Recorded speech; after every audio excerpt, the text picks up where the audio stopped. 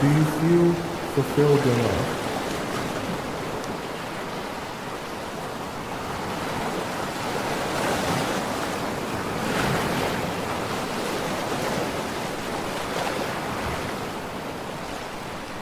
The show will begin in 4 minutes. Are you ready?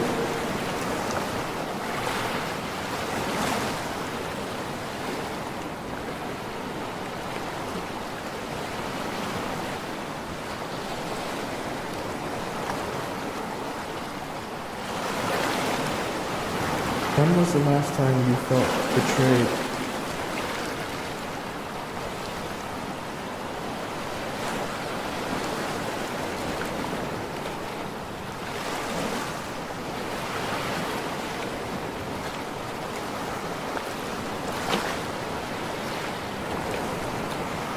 When was the last time you felt loved?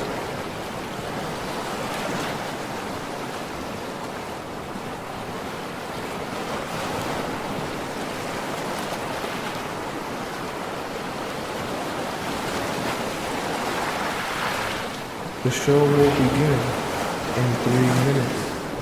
Are you ready?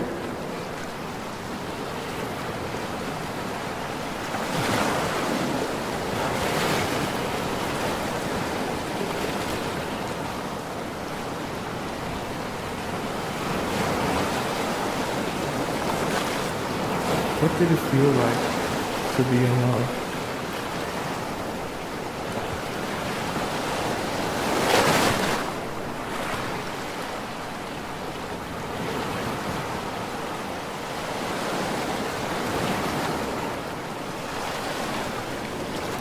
What is the most painful part of being in love?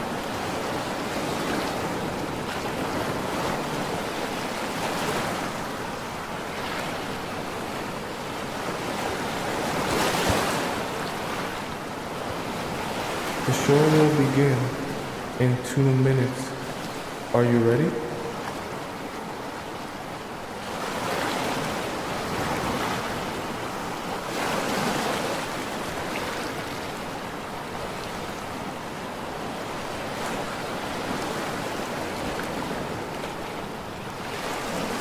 Are you ready to be transformed?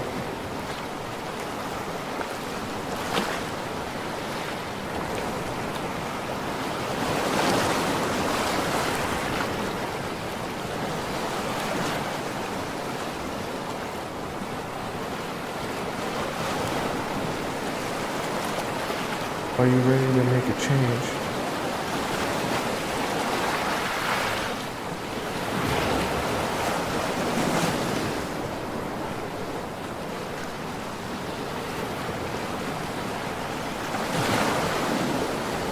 The show will begin in 1 minute. I hope you're ready.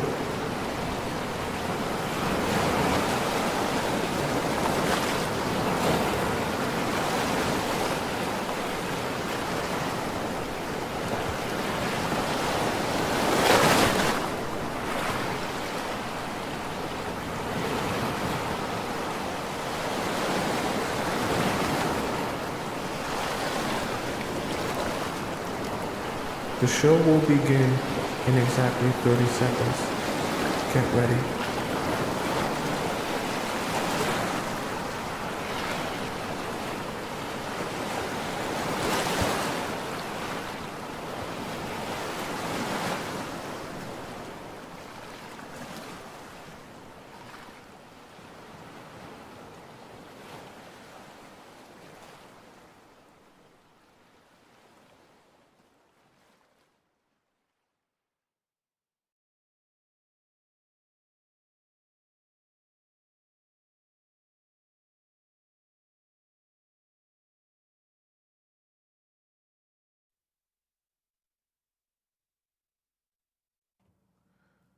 What if I told you that too much communication with men can actually be a bad thing? What if I also told you that sometimes the best communication with men is no communication at all? If that sounds confusing to you, don't worry, because on today's show, we're going to be discussing why men never fall in love with you when you over explain. That way you don't make the mistake of saying more than necessary only to end up receiving less than you deserve. Welcome to the Players Club. If you're paying attention to me and everyone else in the live stream, please stay here present so that I know you're here present and actively participating. How are all of you beautiful people doing on this Friday afternoon? We got lots to discuss today. Very, very interesting topic we're going to have today and some special things I got from you. Who we got in the chat? We got Fem Crystals in the TikTok chat. Lennon Alik is here. Zyra is here. Okay, Dominica is here. Okay, Aya is here. All right, Erica is here. Molesh is here, Mina is here, and of course we got our three moderators. Charisse is here, SH is here, and Scotty is here. Thank you so much for moderating our TikTok chat, the three of you. Who we got up in the YouTube chat here today? Okay, we got Mary is here, Christina is here, Irina is here, Nicole is here, Henya, our YouTube channel member, is here, and our Nicole, that's a channel member, is here. So shout out to both of you. And who else we got as a channel member? Ivy as well, one of our amazing, amazing top channel members here. And Minnie is here as well. Fash is here. Welcome all you beautiful, beautiful people, and all the rest that are going to come a little bit later as you guys all file in. Now, today's Friday, so I got something a little bit special planned for you guys that we're going to do, and I'm going to try and implement this more throughout the show because I do think it's beneficial for you guys, and you guys can let me know how you feel about this in the comments when I finally get to it, okay? Got a little special treat for you all because it is Friday, and hopefully it benefits you and it helps kind of connect all of this for you, because everything that we do on this show in the Players Club is about helping to connect points for you in a way that even after the show, you have some new, I guess, ways of thinking, new perspective that you can understand, grow from, grow with, and will better equip you in your real everyday life and in your relationships. So special surprise coming there. All right, let's start off with number one. All right.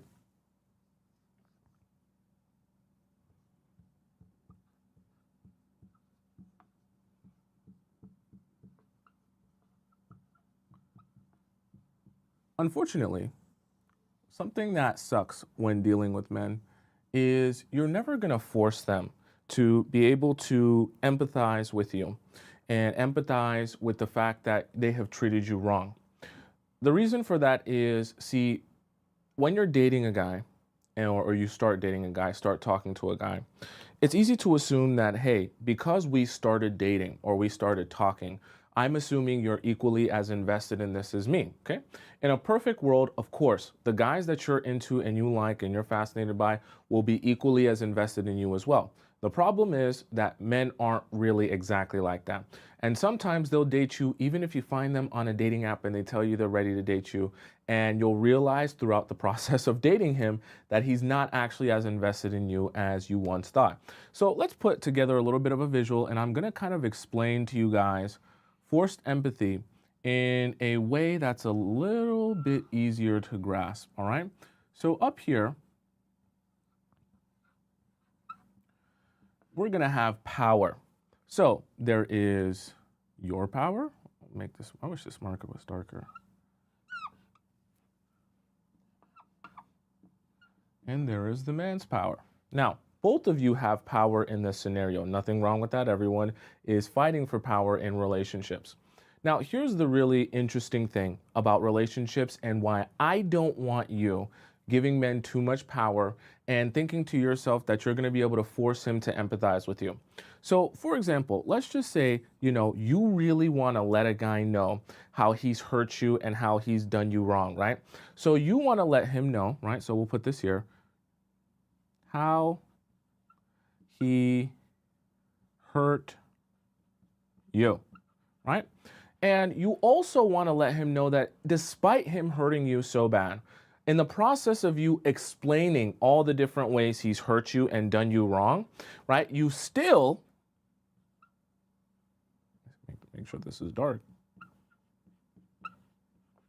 you still stayed, right? So like you're a down person, which is the reason that you want to explain to him the ways that he's hurt you so that he can understand this, he can empathize with your pain, and he can want to do better for you in this relationship.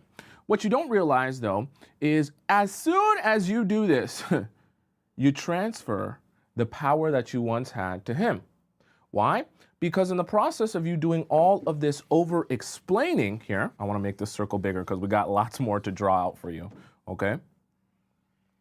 In the process of you doing all of this over explaining to him, hoping that he would eventually recognize or, empathize with you on the issues that you're suffering from or the situations that he's hurt you in, he recognizes instead that you are hurt, but did nothing, which is very bad. It shows him that whatever is happening with him, maybe it's his slong, maybe it's the fact that he's 6'4" and he's got a great smile and he's super charismatic, whatever the case may be, despite you telling him how badly he's hurt you, nothing has really changed in your relationship, except for you telling him and listing out to him all the different ways that he's hurt you. So then they recognize, okay, you're telling me that you feel bad or you're unhappy in this relationship, but I don't really feel anything different. I just hear your words. So you're thinking, but you hearing my words of how you hurt me, we can even put in here,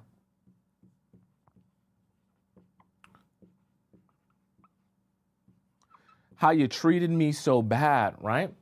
You should hear that and feel bad about the fact that you've treated me bad, about the fact that you've done me so wrong in our relationship. That should affect you and make you realize that it's necessary for you to make a change, okay? Not an uncommon thing to think, but the reason I want to bring this up to all of you is because I see a lot of you making this mistake. Because every time that you over-explain to men, they don't end up empathizing with you, right? They only end up recognizing their power over you by understanding that even though you're hurt, you don't actually act on the fact that you're hurt. Even though you feel you've been treated badly, and so badly that you need to list out all the different ways that he's treating you badly, you don't actually do anything about the bad treatment. So for men, they don't really feel the difference between doing good for you or doing bad for you because nothing is different in your relationship. I tell you all the time, men only change out of necessity. So this is kind of one of those examples where there is no necessity to actually change. And you're expecting him to feel bad for you and feel bad about the fact that he's treated you badly simply because you think that you being upset about something means that he'll empathize with you. Now, it's a fair assumption if that guy was equally as invested in you as you were invested in him. But a lot of times what you'll find is in relationships, and especially in the early stages of dating, you're going to end up finding yourself attached or more invested in men than they are in you. And if you're not properly gauging what another man's level of investment is in you, you can start thinking that over-explaining and over-communicating is the way to get your message across, when all you're doing is communicating to a man that you have a lot of power over me, you have a lot of control over my emotions and how I feel, and despite me feeling badly in this relationship, I still won't leave. And then these men that might not be with you or in this relationship for necessarily the right reasons will then take that information and say, cool, I'm glad that I'm recognizing how much power I have over you. I'm not actually going to change anything, though, in our relationship. Now, this is where the special treat comes in for all of you, and I want to start implementing this more because I think that this will be helpful for a lot of you, okay? Because I feel like you all are part of this community, and you guys help me, help you, help me, help you, okay? It's like a symbiotic relationship. So we're going to do something very special here. I'm going to go in. Now, we talked about point number one, which was forced empathy, and why this is so important. So I want to show you guys something here, very special, so that we can all be on the same page here on why this is important, okay? Now, I'm going to click on my PowerPoint here, and we're going to discuss on PowerPoint. This is an exhibit, a direct real-life example of over-explaining. Now, this example that we're going to look at together of over-explaining is coming from our Discord, okay? So this is a message that someone sent into our Discord. Our Discord community is where I answer questions and help you guys with your relationships and situationships. You guys can drop your questions in our Discord there if you want. This is a screenshot. This is not mine. This is of another woman who's in our Discord who sent a screenshot in of one of her questions, telling another guy or talking to another guy, explaining to him what he has done wrong in the relationship. So I want to use this as an exhibit, like a direct example. This is not a diss to her. Actually, I love her for sending this in, because in the process of me helping her, I can also help the rest of you as well. So we can all kind of see why this never works and how it can kind of snowball out of control, okay? So I hope you're all paying attention. We're going to kind of read this here. I'm going to summarize first what's going on, like what this message is stemming from, and then we're going to kind of break this down here. So essentially, this message is stemming from a woman in our Discord who was upset with the guy that she was dating and feeling like, you know, the interest that he used to show before in their relationship is now dwindling off of a cliff. So let's read this out here. I don't need you to fit some fairy tale idea of what I think a husband should be. Sounds great. I need the basics, Habibi. Habibi just means like my world, my love, right? It's like, it's an expression, it's an Arab term, right? Habibi, laid forth by God. I need a protector, a provider, and I need you to love me as Christ loved the church. I'm pretty sure that's Ephesians or Ephesians. It's a Bible verse, okay? That's the chapter and the verse there. I can't remember. Tell me which one that is, okay? I'm not asking for the world here. Our communication is limited AF now, so when we do have it, we need to take advantage of it. Sounds good, right? If there's something wrong, I need you to tell me. So this is now her listing out. Remember, we talked about over-explaining. The guy has to actually be invested and care about you. Ephesians, that's what it was. Thank you, chat. A guy has to actually be invested in you and care about you in order for this to work, okay? And this definitely shouldn't be coming over text. Text is a whole nother thing that we'll discuss another day. But now she's going into listing the points of why she's upset and what she's upset about over text, might we add, okay? Which is always the wrong way to go about it. I don't feel loved when you tell me you are gonna call me back and I don't hear from you. Sounds like great communication, right? You would think. I don't feel loved when you have the ability to call me now for a short period of time and you choose not to. She then goes on to a third point. Okay, I'm doing a PowerPoint presentation and she's doing one over here as well. I don't feel loved when you have the opportunity to tell me you love me and you don't. Okay? Now, so glad that she sent in her screenshots because this is helping everyone at the same time. Okay? Nothing wrong. I understand why you did it and I understand what you were trying to get from here, but this is what I want all of you to understand. This will always be a mistake. Why? Not because you're expressing or communicating what you feel, but especially when you first start dating someone and getting into a relationship with a man, you have to gauge, what is his level of interest in you? What is he willing to do for you or do for this relationship? You also have to be willing to accept that if he's not willing to do that much for you or in the relationship, that's a reflection of how he truly feels about you.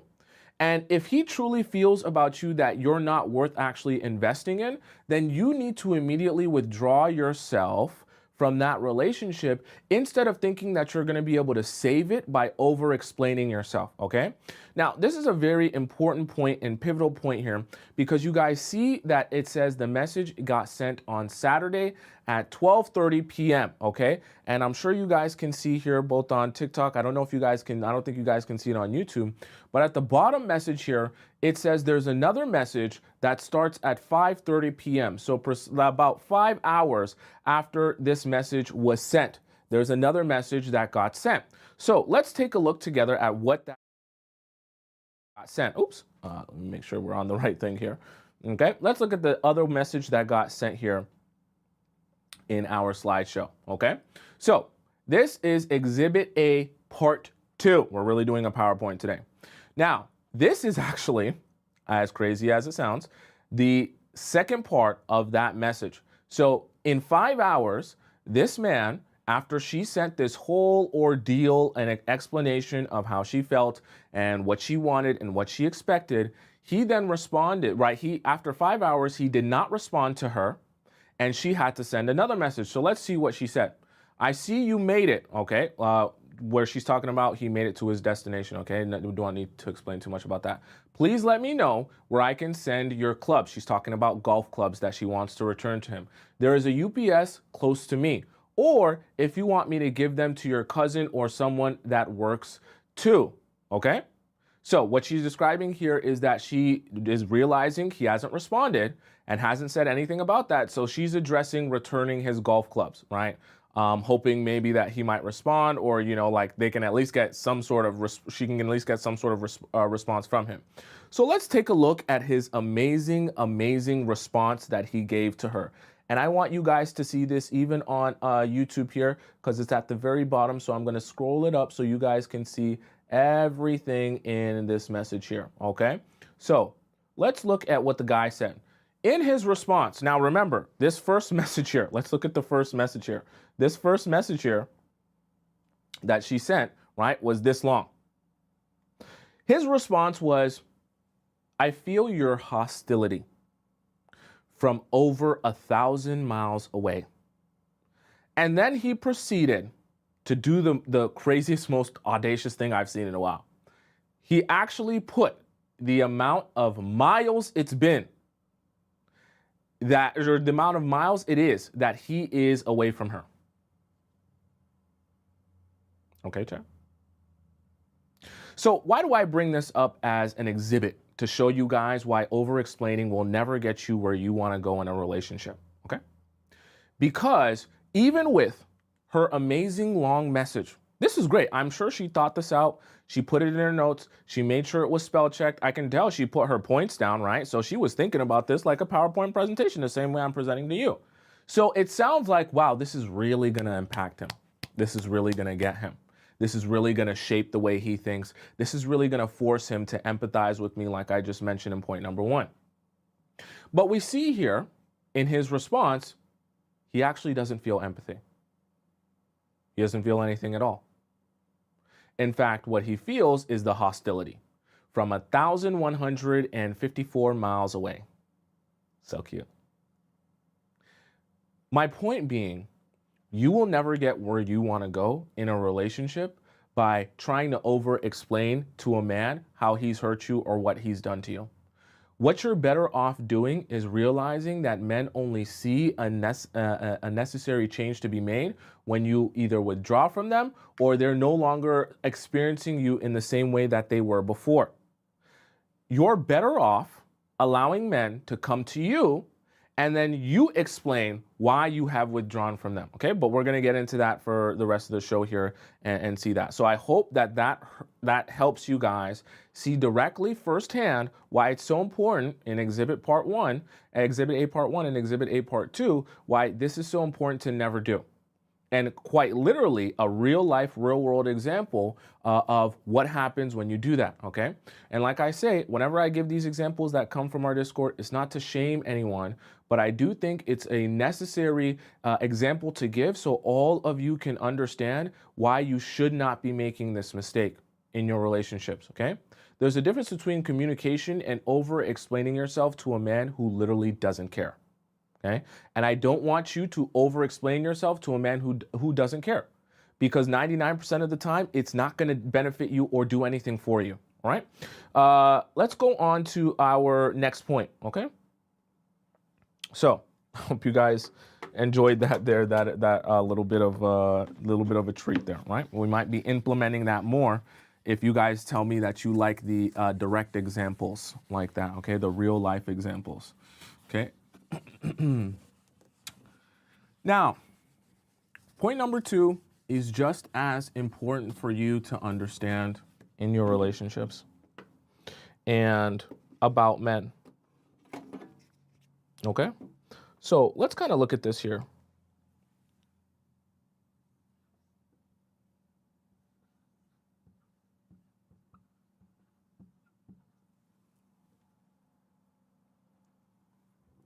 Oh, I spelled it wrong. I don't want the spell police to get me.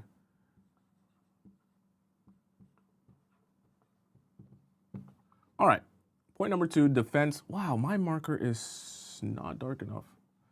Defense mechanism number 2. Okay, I hope that's dark enough for you guys. Can you guys see that? You should be able to see that. I hope it's dark enough, chat. All right. Now, in point number 2, let's kind of draw ourselves 2 scenarios here. Okay, so we're going to have scenario number 1 up here and scenario number 2 down here.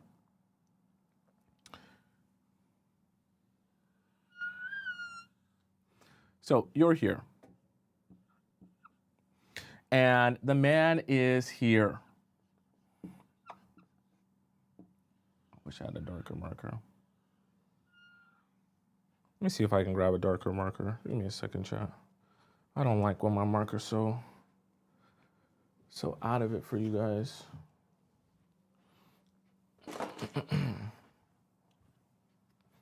Is this one darker?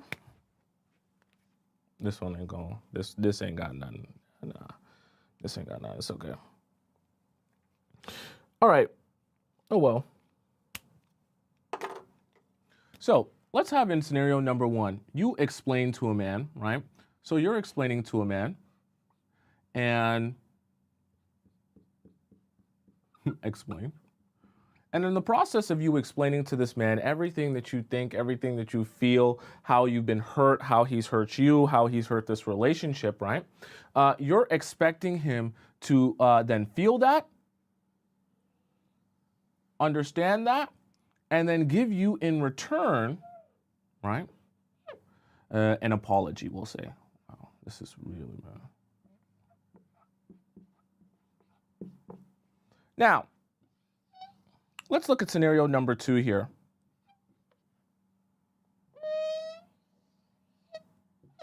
At what really happens. So when you explain, I need a darker marker. I'm going to use my, tell me, chat, if brown works. You're going to use brown or purple. Okay. Which one you guys like better? You want brown?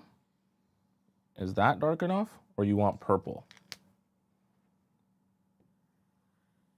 Which one's better? Tell me in the chat which one you guys like better, brown or purple? And I'll use that one. Someone said get new markers, please. I have to. You guys want brown or purple? I have a whole bunch of colors here. Either one, purple. Okay, a lot of people like purple. Okay, I do purple. Okay, so we'll use purple now. So let me kind of redraw this one here.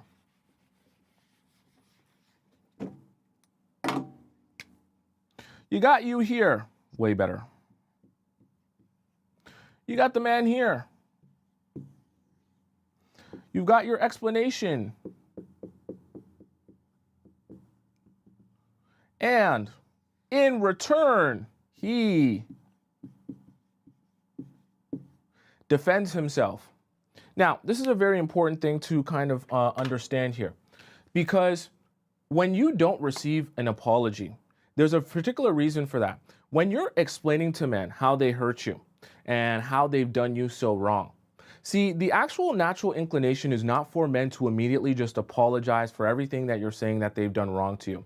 Instead, their natural inclination is to defend themselves against what they consider to be your allegations. Now, this is a very important turning point because, see, when he begins to defend himself, see, you notice that it's kind of like going in a circle here, because you can easily get trapped in a wheel where you're explaining what he's done wrong and how he's done it wrong. And instead of him apologizing to you because he actually feels invested in this relationship and he wants your happiness and he wants you to feel good in this relationship, remember, sometimes the men that you're dating won't have the same level of investment as you do, or the same type of intentions that you do. So instead, he defends himself. But what does that lead to when he defends himself? You then we'll even put this here.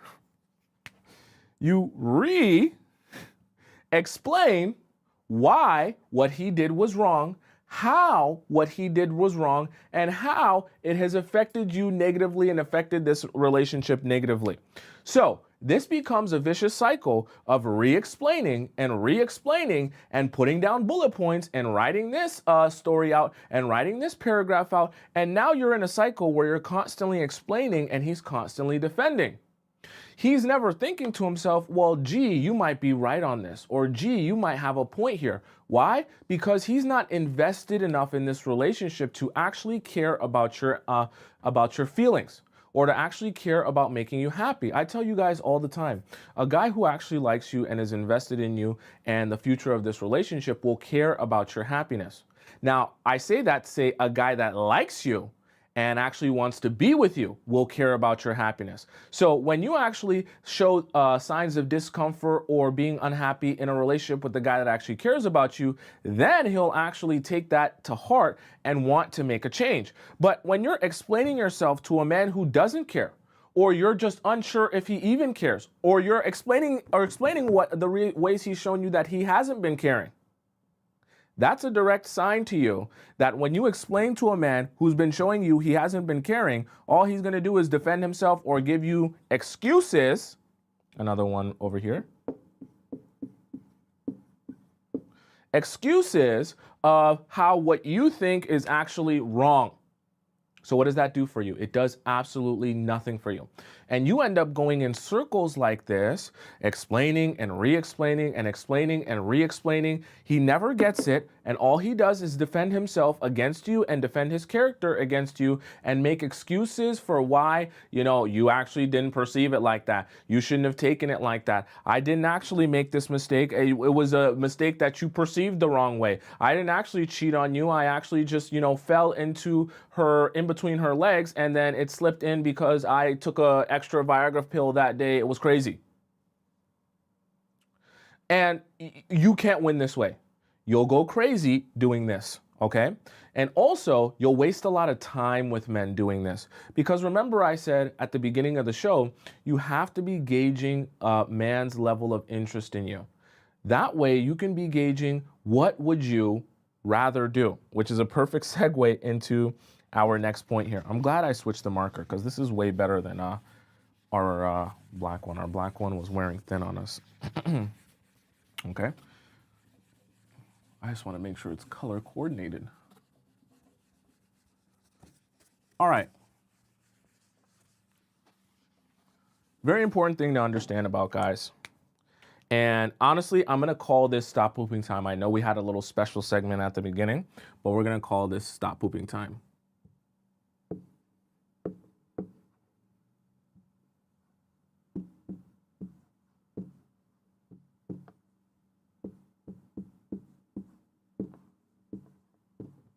You guys ever played this game before with your friends? What would you rather? Right? This is like a version of that, except it's quite more painful. So this is what I want you to understand about men and what I want you to visualize. This is the most important visualization of today's lesson, okay? So let's imagine the man here. And let's imagine a road here that splits off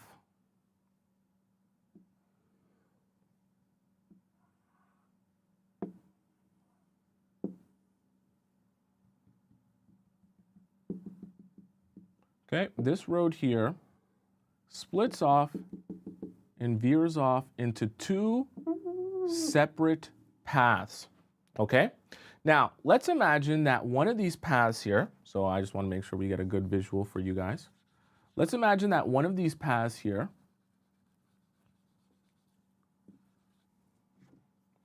is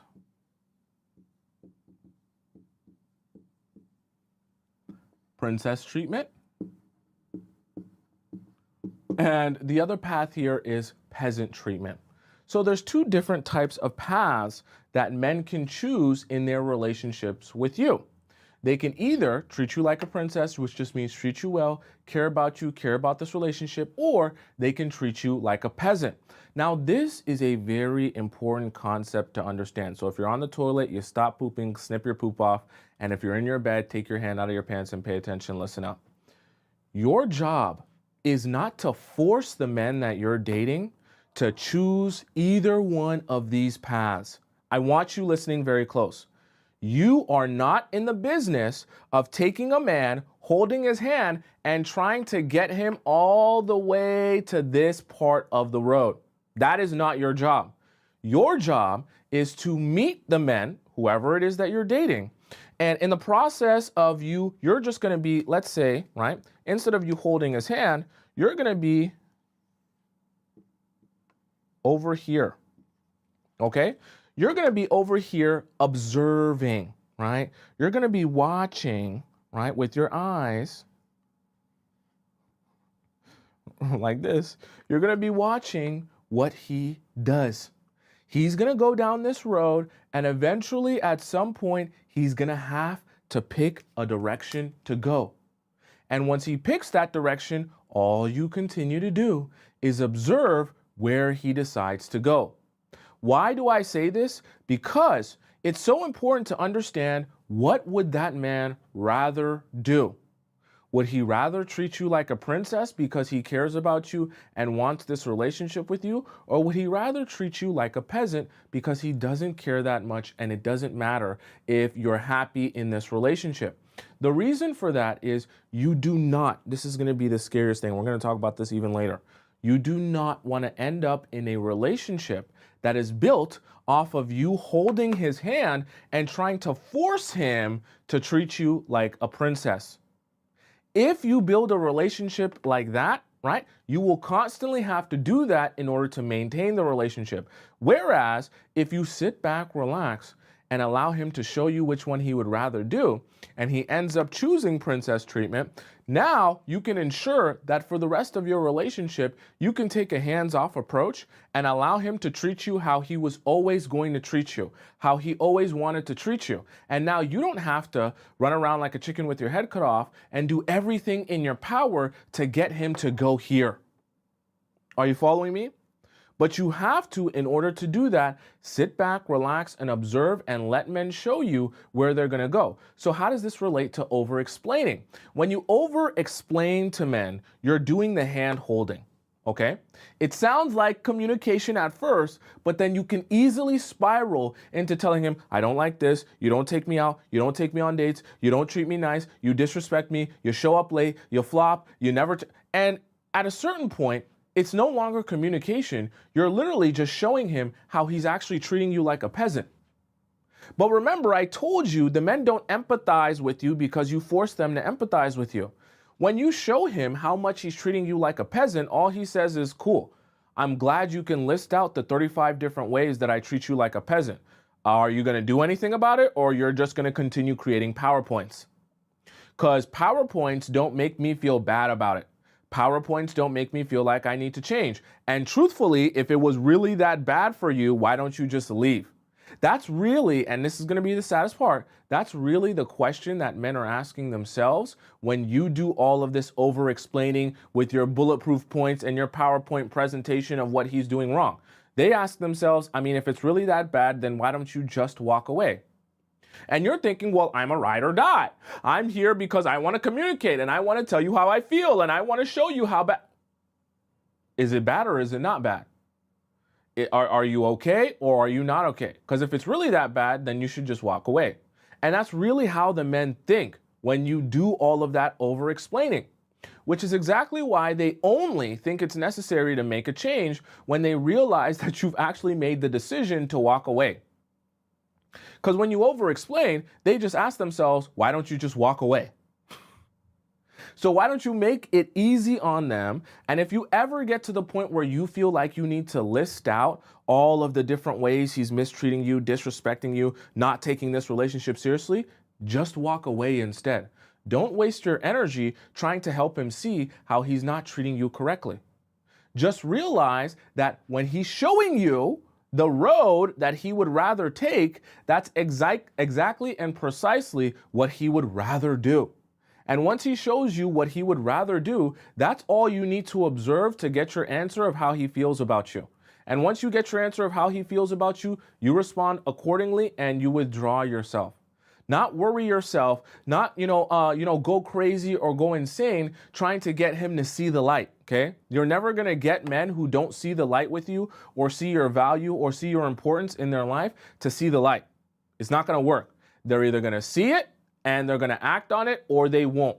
And if they don't, it doesn't mean you're a bad person. It just means that he chose this road. That's not representative of you. take notice of the fact that this man is on this road by himself.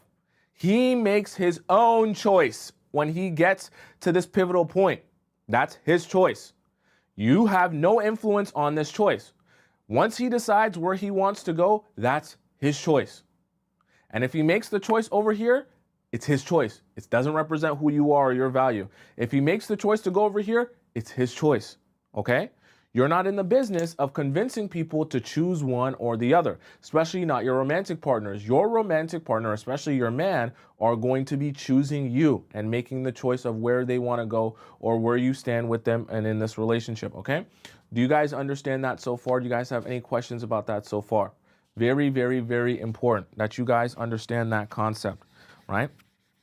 I know that relationships can be painful, and when you want one so badly and you want one to work with a man so badly, you want to kind of get him to see the light by helping him see the light and by aiding him in seeing the light. But the truth of the matter is it never works that way.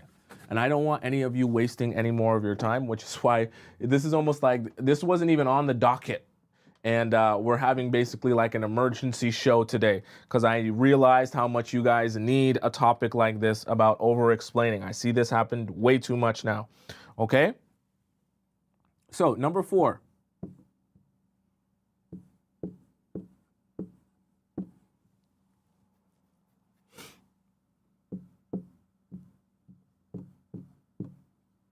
Change through words, okay? Understand, men do not change through words. Hearing you talk about how you're upset does not inspire them to make a change whatsoever. They only understand actions. Now, let me kind of put you in a man's brain by giving you a little bit of an analogy so that you can kind of understand this, okay? So let's imagine here all of these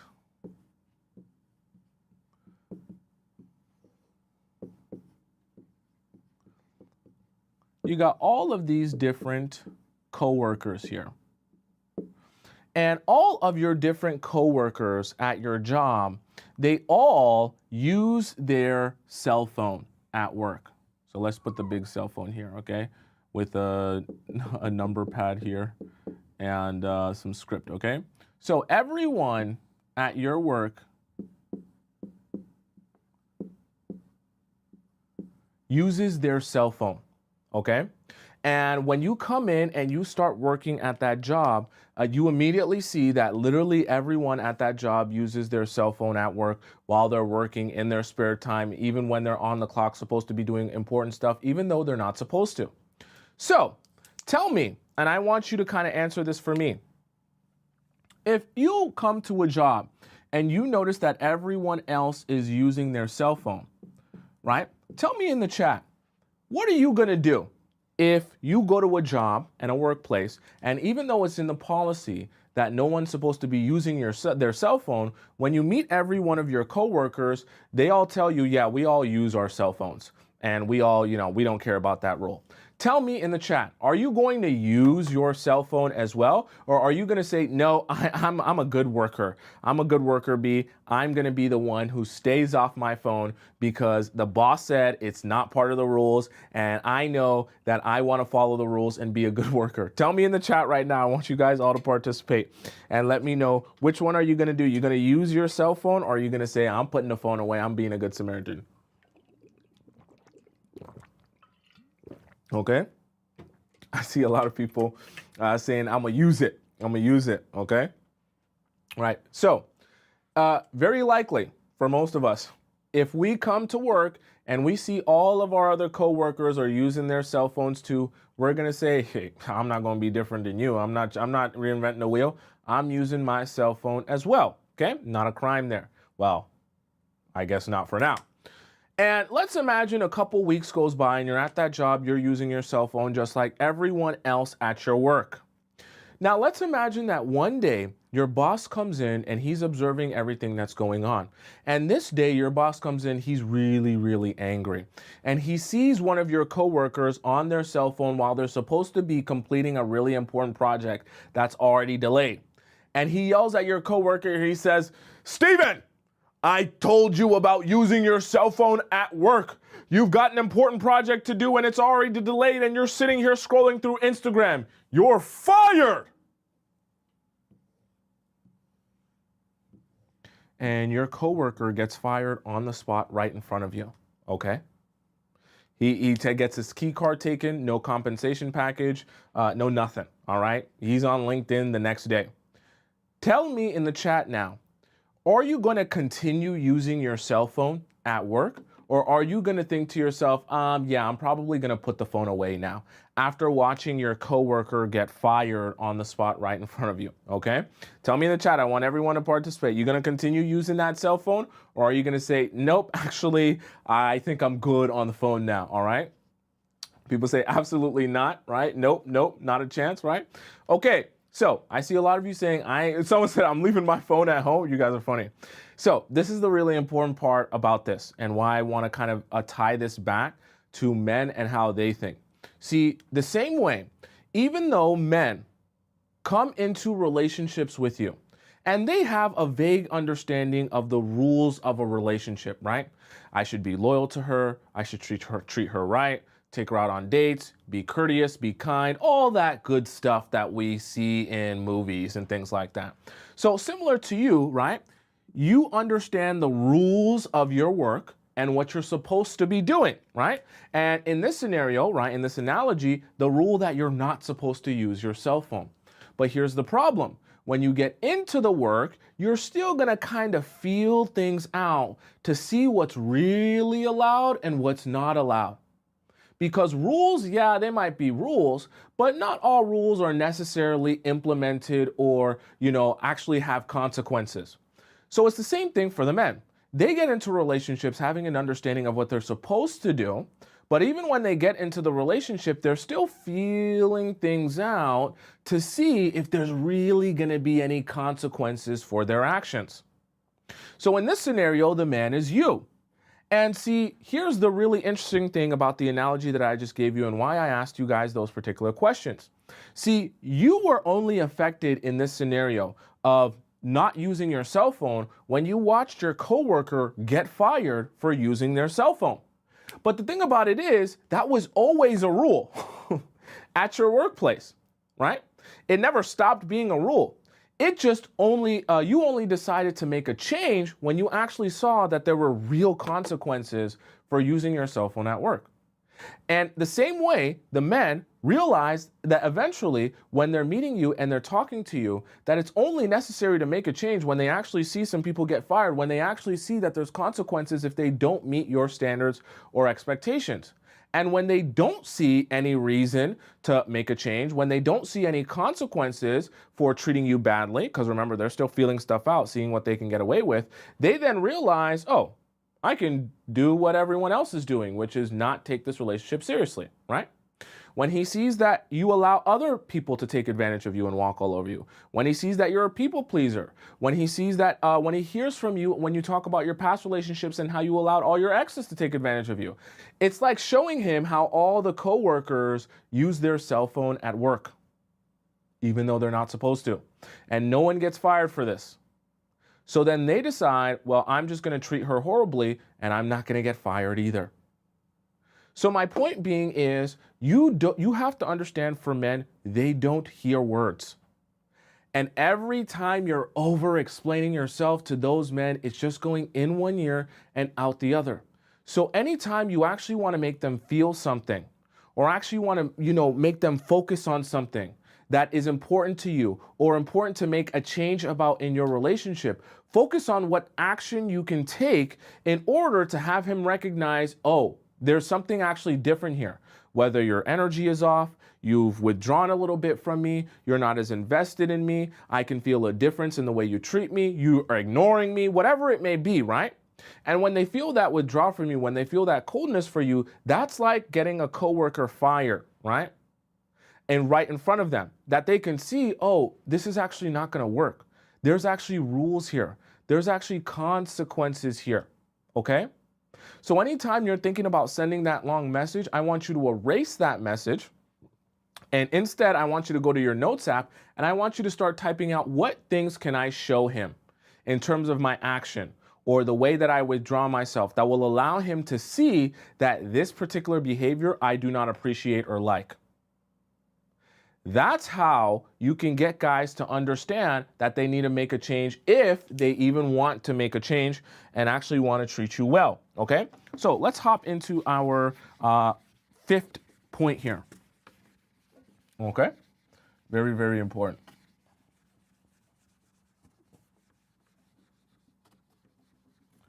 Hope you guys are understanding so far. This one is pretty tragic, I won't lie.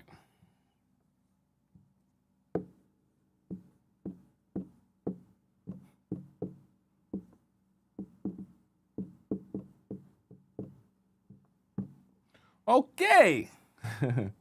Now, we've talked about a hamster wheel in a relationship before, but I want to talk to you guys about what we can describe as a wheel of misfortune. Okay, so let's say you guys are here in your relationship.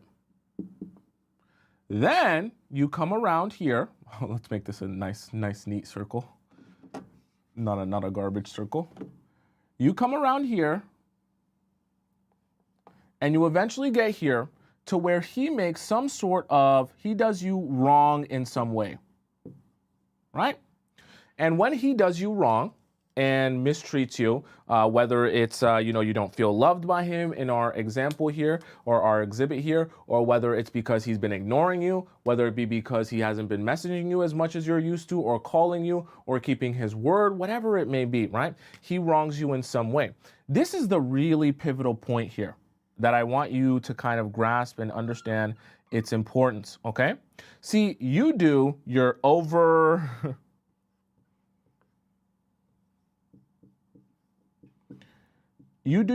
explanation at this point, which is very, very pivotal, okay? And I don't want you to do, and we're gonna kind of reverse this for you. And at this point, when you do your over explanation of how you feel and what you want and what you expect, right? You do something very interesting where you can actually, in the process, right? In the process of you over explaining, you can also end up begging for him to treat you right. Now, this is very interesting, okay? And this is why I call it a wheel of misfortune. Because for some of you that do this over explaining, you'll actually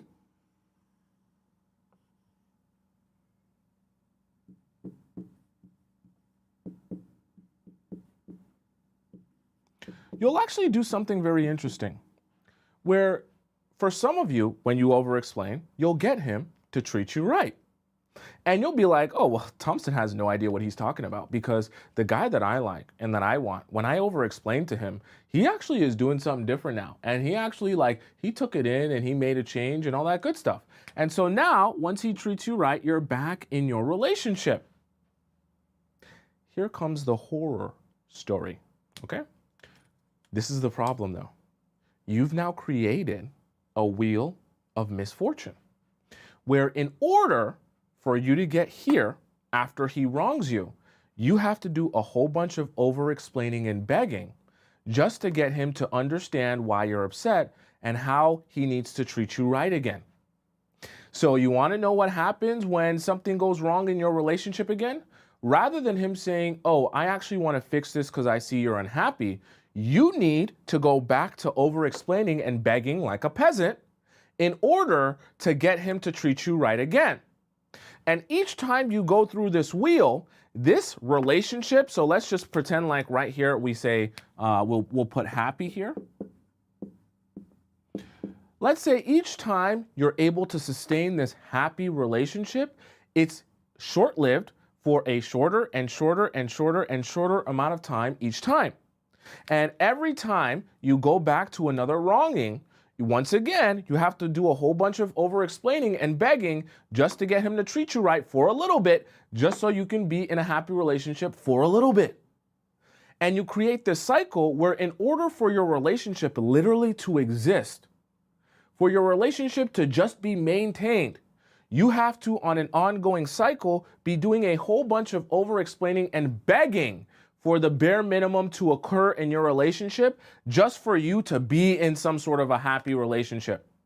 The problem with that, and the problem with this wheel of misfortune, is while you might have some happy times, it's completely unsustainable. Because in order for you to return to a homeostasis, right, in order for you to return to your happy relationship, you have to do begging and over explaining every single time. There's no accountability, right? And he has built no muscle memory, as we can say, of being able to identify, oh, I should not treat my woman like this. I should treat her like this. I should put my best foot forward. I should take care of this. I shouldn't have to make it a problem and have her beg for more and beg for something different in our relationship in order for me to change. I should actually just change those things. I should actually just adjust myself. I should actually be wanting this relationship to be better for the both of us and for her as well, and her happiness and her sanity, that she doesn't have to beg me for those things. I just do them. And so you can end up in a place where the only reason you're able to be in this relationship still is by continuing to do this all the time. And you'll be very miserable, very unhappy, and very exhausted and very emotionally drained. Because every time you do this, you'll feel like you're pulling teeth. You'll feel like you're wasting your breath or saying the same thing over and over again. You'll feel like you're having deja vu, talking about the same points of the same things that you feel he's not giving you. And you want to know what the worst part is? The men will be asking themselves, not, oh, I'm such a bad person that why did I treat her that way? They'll be asking themselves, why did she just not leave? If it's really that bad, and you're really in that much pain, and you're really hurting that much from what I'm doing to you, why don't you just walk away? Which is the same question you should actually be asking yourself when you start thinking about the fact that you're over-explaining and begging for the man to treat you right. You should be thinking to yourself, why don't I just walk away? Why don't I just stop begging? Why don't I just realize that if he actually wanted to do those things, he would just do them? I wouldn't have to do so much over-explaining and begging him to do stuff that should come naturally to him, or at least he should have the desire to fix and adjust if he sees that I'm unhappy. A man that sees that you're unhappy in the relationship, or gets that sense, or feels that he's not putting his best foot forward and still doesn't have any desire to make a change, especially after you do some over explaining or explaining to him in detail how you feel about this and how you feel about that, and he still doesn't respond to that, trust me, that man don't care. That man don't care. He don't care at all. Don't bother wasting your time. Don't bother wasting your energy. Just walk away, okay? So I want you guys to understand that, because that is something that's been plaguing a lot of you, okay? And I've seen it in our Discord and in all the stories that I've been helping you guys with, and I want it to end, okay? So does that make sense to you guys so far, and why that's so important, okay? Do you guys have any questions about the 5 that we just discussed? By the way, for those of you who missed any of those 5 points that we just discussed, they're all available on my YouTube page. My YouTube page just on top of my head on the top right corner of the screen. For those of you who are on TikTok and you're wanting to rewatch those points because maybe you missed some, okay? Does that make sense? Yamith says, does that include being married? Well, these are things that should already be present in your marriage, meaning that he should have a level of investment in you that you don't need to beg or over-explain yourself to get those things. What should be happening is that the men that you're with, when you withdraw from them or you take some space from them because you're seeing some actions that you don't like, they should come forward to you and say, I noticed that you're upset. What's bothering you? Right? And then when they're in that state, right, where they're wanting to fix something with you, or they're recognizing that you're upset about something, then when you can bring up, I dislike this or I dislike that, that is the opportunity where those men are able to be in a relationship, are more receptive to hearing what you have to say or why you're upset, right? Men need to see and feel that difference to say, oh, I must make an adjustment here. And because clearly something has changed. Then when they take a step forward towards you is when they're way more receptive to hearing what you have to say, because they want to have a better relationship with you. A lot of times when you over-explain, you're the one taking the step forward to try to get him to understand everything when he's never even told you that he wants to do right by you in this relationship. As weird as it might sound, right? And that's unfortunate, but it is true. right? Cindy says, so there must be no communication in the early stage. So I'm not saying that you should never communicate with a guy in the early stages of dating, okay? There's a difference between a communication and over-explaining. What I'm saying is you need to give guys space to allow yourself to see what he would rather do. Meaning, when you're, so let's say for the sake of example, a guy, tells you, hey, we're gonna go out on Tuesday afternoon and we'll go to Marineland. Tuesday afternoon comes and he's supposed to pick you up at 5 o'clock. He doesn't show up, he doesn't message you, and he doesn't say anything. Your job is not to write out a PowerPoint presentation about, hey, I want to let you know that I really am upset about how you treated me, and I'm really upset about how you didn't show up at 5 p.m. and how I was ready and this and that, and you didn't tell me what was going on and blah, blah, blah. And you go through this whole thing about how you felt about this and how you felt about that. Because by the time you do that, if he wasn't the one to message you and say, I sincerely apologize for how I treated you or what I did or da da da da. As soon as you say that, he's gonna get into defensive mode. So when you say, I was upset by this, I was upset by that, you flopped on me, you did this, he's gonna say, oh, well, I was busy and I was doing that. You should have known because, I'm a busy guy. So what do you get from that? What do you get from explaining yourself to someone who didn't even care to wonder or apologize for how they treated you, okay? And so there has to be like a little bit of a balance. It's like a dance right there, especially when you're first dating someone, to kind of give them the space to say, even when you do make a mistake, do you actually feel empathy? Or do you actually recognize that you made a mistake? Do you actually feel apologetic? Or do you only feel apologetic if I beg you to feel apologetic, right? Or say something or be upset or whatever the case may be, right? So there's a balancing act. It's not about no communication, but it's also not about thinking that, when I see that he's treating me so horribly, that it's so obvious that he's treating me horribly, I need to lay out all the ways he's treating me horribly to help him understand. It doesn't work like that, okay? Let me read some of the donations here. So miscellaneous, I think, Miss says $2. She sends $2 in the YouTube chat. She says, so it's bad to express anger to men ever. Well, not ever, right? This is easier. Communication is easier when you're in a committed relationship with someone who actually cares about your happiness and wants the best for you as well. Okay? Nothing wrong with communication, but there is a right and a wrong way to communication for men, at least. For men, communication is you first have to withdraw to show men something is wrong or is affecting you. Let them come to you because they are noticing a difference in your energy or your behavior as a trigger for them to say, okay, now I'm disarmed because I want to receive what you have to say. Right? I know it sounds weird and I know it sounds like a dance, but that's when men really feel like, okay, I need to make a change and I want to hear what that change needs to be. I want to understand why my woman is upset. That's why they say happy wife, happy life, as weird as it sounds. When you are on the offensive and you're trying to show him, I'm mad about this, I'm mad about that, I'm mad about this, I'm mad about that, they never receive that. They just start defending themselves and they're not even hearing what you're having to say, okay? So even with anger, it's the same idea. Nicole says, what if he keeps asking you questions which results in what feels like over-explaining, woman-splaining? Thank you for everything. Well, so thank you for the $5, Nicole, as well. If he asks you questions about how you feel, or what you want, or why you're upset, that is an opportunity to communicate to him some of the things that have upset you, okay? And that is because when he is coming to you because he feels like something has changed in your energy or the way that you're acting towards him or this relationship, that's like getting a coworker fired, like in the example that I gave, because that's something that he can actually experience and say, oh, something's different here. I feel a difference in our relationship now, and I'm trying to understand what I must have done or what must have transpired in our relationship. And you'll be also surprised when you give men space to actually use their brains and come to some realizations on what may have happened that has caused you to withdraw from them. You'll be surprised how many times a guy will just come to you and start to apologize for stuff before you even say anything. Because they're really not that dumb, okay?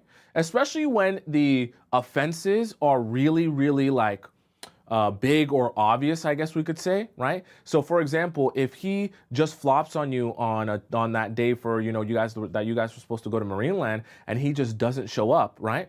And he doesn't say anything to you, and you don't say nothing to him. And let's say he messages you like, what's up, like on the next day, like nothing ever happened, and you don't respond to him. Guys aren't stupid. They know, oh, she's ignoring me because we were supposed to go to Marineland and I just never said anything. And a lot of times, if a guy actually cares about you, he'll already come out and say, I apologize for blah, blah, blah, blah, blah, blah, blah, blah. Because they're not dumb. They're not that dumb, right? They know. That's why sometimes the over-explaining can be a version of you thinking that guys are so emotionally stunted or so dumb that they don't understand what they did wrong. Majority of the time, they understand what they did wrong, especially when it's really obvious, okay, or a really big one. Okay, and they know that they're not treating you right a lot of the times when they're not treating you right. They're not that much of babies. So you got to recognize that and give them space so that you can allow them to do what they would rather do. Would you rather take the effort required to fix this? Do you want to be the one to reach out to me or call me or say, hey, I want to make a change here, or I want to figure out what's going on? See, when men get the opportunity to come to you and say, I want to figure out how we can solve this, that's always a win for you. Because then, whenever you do any explaining of your feelings, he's receptive to that. Vice versa, when you jump out the window and just start pouring out all the things that you've been feeling or thinking and expecting that that's going to make him empathize with you, especially at the very beginning when you guys are dating and you don't know what his level of investment really is, you'll be quite confused when you receive back basically nothing from him. Okay? And I don't want that for any of you. It can be a very delicate balance, and depending on where you're at in a relationship, this can look differently. My always honest advice for you to always study and never forget, okay? This is like a golden nugget here for you guys at the end.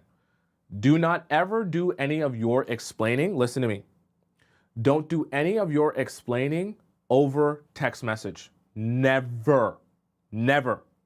Never do any over explaining or explaining of your feelings or what you want or what you need over text message. Never. Never hits the same. It's never impactful. They never get it. They never absorb it. It never works.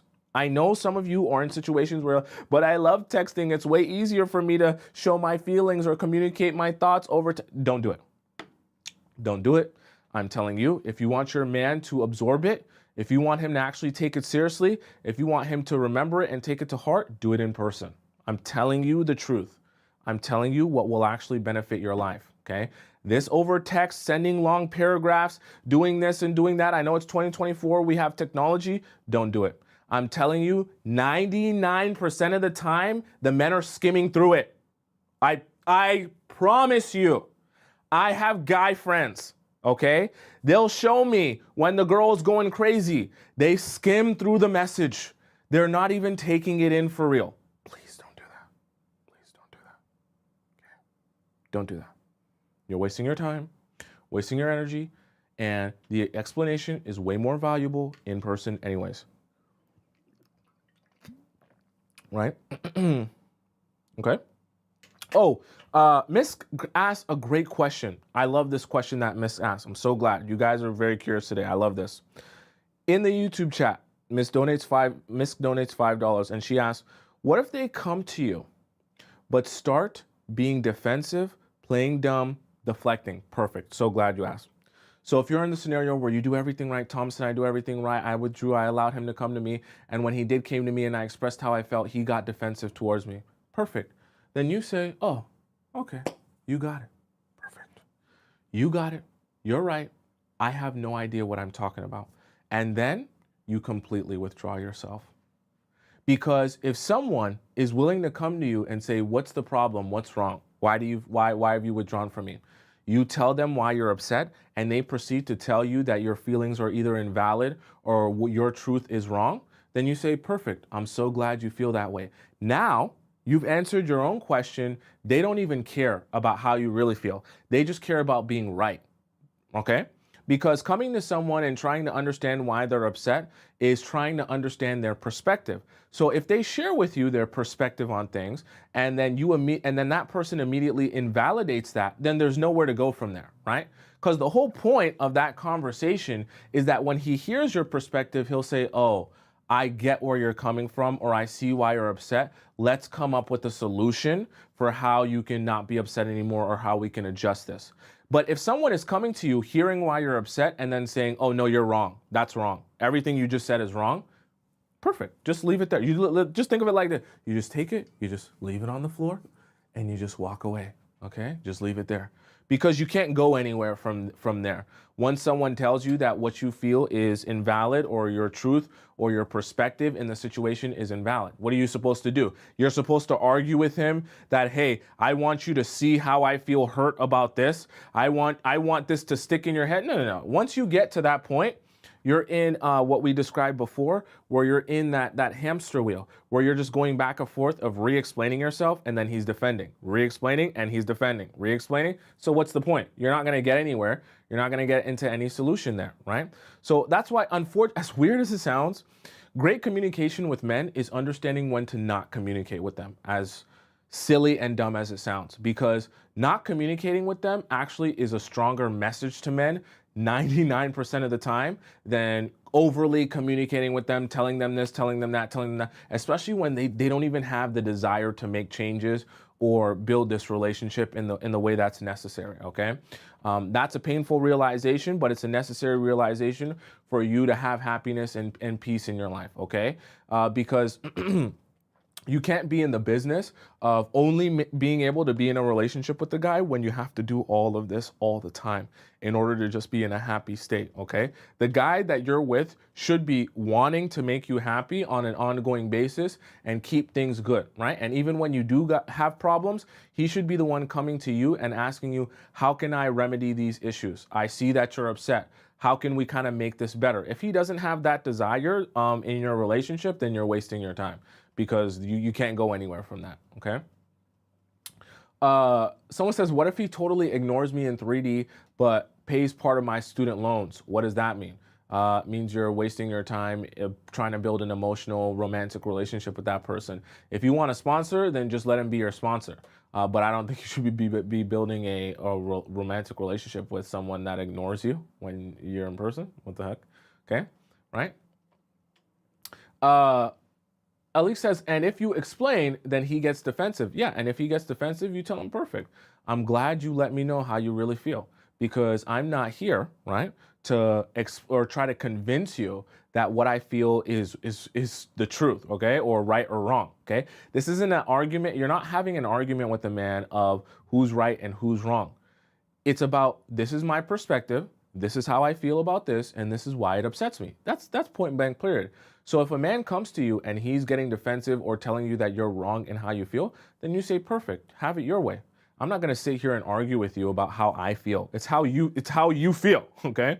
So how you feel is how you feel. No one's going to come along and convince you to feel differently. The same way, no one should try to ask you how you feel and then convince you that you should feel differently because that's not how they think you should feel. It doesn't work like that, okay? So if that guy isn't in the business of trying to understand your feelings, trying to understand your perspective, and accepting that however you feel is how you feel, then you don't want to waste your time anyways, because you'll just end up going back and forth and arguing with the guy for nothing. Because it's not like nothing. Trust me, chat. Trust me. I'm here with you. I've been through it. When you're in a relationship or you're even in a talking stage, when you get to a point where someone does not want to see your perspective or believe that your truth is true, there is nothing magical that you're going to say that's automatically going to help them understand or see your perspective, okay? If they already are coming in from the standpoint of they think that they're right and they don't think that what you're saying is the truth or representative of the relationship or the experience, there's nothing you're going to say that's going to change their mind. So don't bother if someone doesn't even want to hear your perspective, right? Or isn't even open to your perspective being like a real perspective. Some people are like that. They feel that if that's not their own perspective, they can't understand why you would feel that way, okay?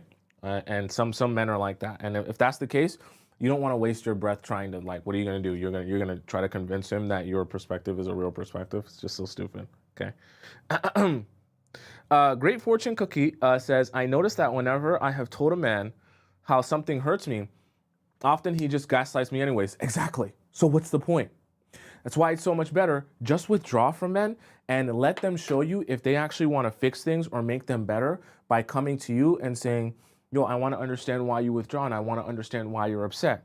Then, in person, not over text, you can explain to them or have a conversation with them about the things that have, made you upset. Okay, that's a much better way to do it than to be in the business of like, when you spill it all out, they're just telling you, oh, you're wrong. What's the point? Okay, so I'm wrong. So where do we go from here, right? Nora says, what about a phone call? Of course, you can do it over phone. If you're in a situation where it literally you cannot possibly do it in person, or you're not going to be able to do it in person for a while, then a phone call is always better than a text. Chat, a phone call is always better than a text whenever you're doing any sort of explaining of your feelings. But still, the man should come to you and ask you what's wrong or what's going on in order to try to understand why you're upset. That should always be the jump off point, right? And it's very important because when they come to you and they take a step forward, that means they're concerned about where they stand in this relationship, or they're concerned about your happiness and they want to understand how you feel. At least that's how it should be. And from there is where you can have a more open, and receptive person to hearing what you have to say. It's always better that way than to tend to start, just blurting it out and thinking that he's going to receive it that way. Okay, right? Florina says, I'm now going on mute mode. Calls, I'll ignore. Messages, I'll ignore totally. Honestly, as horrible as it sounds, this is called the Players Club for a reason. You'll understand how to get a message across to men, no matter who the man, okay? And that's kind of my purpose in your life. When I can help you guys understand how to get messages across to men in a way that they actually absorb and understand, your life will be way easier. Because part of your frustration is going to come from thinking or wondering why the men can't understand you in a way that you feel you're obviously communicating to them. Okay, right? So that's very important. Nor says, leave him on delivered or open with no response. Yeah, perfect. If you want to get a message across, is the best way to do it, right? Right. Writing a text like that is scary because they just think you're scary. Oh, you're talking about over explaining like that, like in our exhibit here? Yeah. Yeah. It just honestly, it scares guys away, some guys away. And it also is just like, what are they supposed to do with it? Send you a big long message back about how, answering all of your questions and objectives. It doesn't work. Over text, it doesn't work. And over explaining and in combination with over text is always like a tragedy waiting to happen. Please, all of you, never do it. I know we gave an exhibit here, but I'm sure we've all been there, okay? We've all been there where we feel like over explaining to someone over text and it never works. Doesn't do anything, okay? Someone says, I got him frustrated instead and he's sending paragraphs. I left him with meditate on it. That's good. That's good. That's good. Now, you guys always be asking me, how do I get my power back? How I get my power back, right? That's an example of getting your power back, right? You have power back when you're the one who says, you know what? Even when I'm upset, I'm not going to freak out. I'm not going to overreact.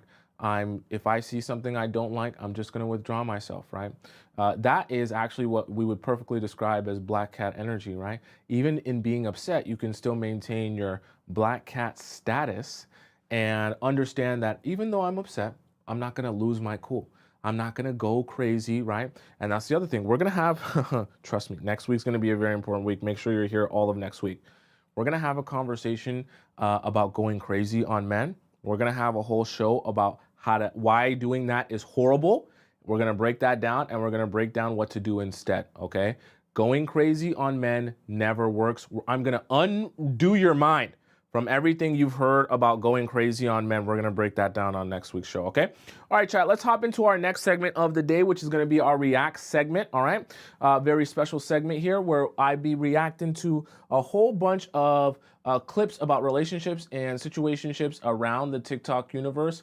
And, we kind of laugh alongside each other and have conversation about it, okay? But before I get into that, I'm going to do our little intermission.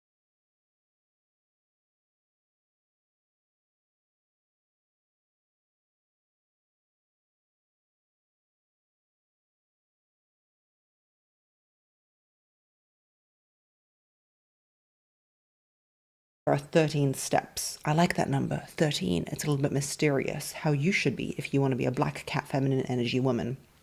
Number one, morning rituals. One or two things you start your morning with. I am not one for these big, elaborate morning routines because I have a 9-month-old and a 4-year-old and a busy life and a podcast and a business and a husband and okay? And I can't do ice baths. I am not like one of those podcast bros and the gym bros that have time to do the ice baths and the nasal folds and the whatever else they do because I'm living in the life, you know. I'm a woman. We're in flow. We have periods. We have no periods. We have this, we have that. We have follicular phases, you know. But if you can anchor something in your morning routine and in your ritual that will help you understand that you are your own priority, that might be, for me, for example, that is water with electrolytes, or that might be something like looking out at the sunrise because my daughter wakes up at the crack of dawn. It might be morning rituals that make you understand that you are living your life in your experience as the beautiful feminine energy woman that you are. It might be journaling. Journaling is a big one for me. I do my journaling at night. So it's not a morning routine for me, but if you don't have children and a household to get ready, I highly, highly encourage journaling or meditation because journaling for me is the thing that changed my life. It pivoted my life 360 completely. I used to be a bit of a walking mess, like everything was all over the place, and I structured what I wanted to get done and who I am through gratitude journaling. But I'll talk more about journaling in other podcasts, okay? It's prioritizing self-care, routines, and it sets the tone for the day that, yes, I am my priority. I bought these beautiful mugs the other day that are stunning. I enjoy using them. That anchors you in your feminine energy of self-prioritization. Number two, daily affirmations. It is important to speak light into yourself and repeat it every day. You are literally what you communicate to the world. You, how you believe yourself to be, how hot you believe yourself to be, how interesting you believe yourself to be, not delulu, not delusional, but literally what you communicate into the world is what you get back from the world. You need to communicate to yourself through affirmations that you are the main character. I am the main character. You are the main character.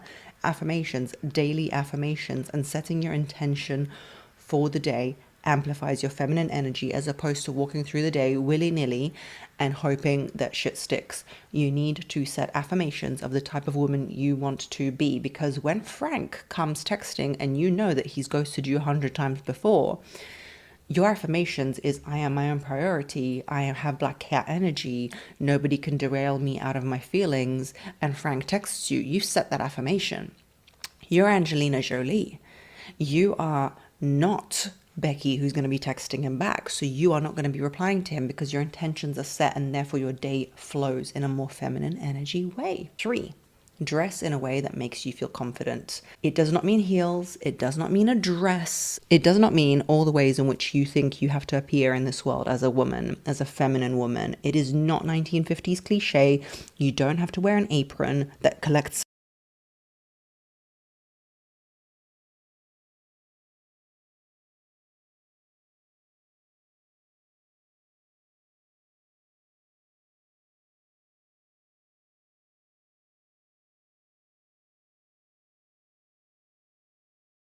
Let's get this party started.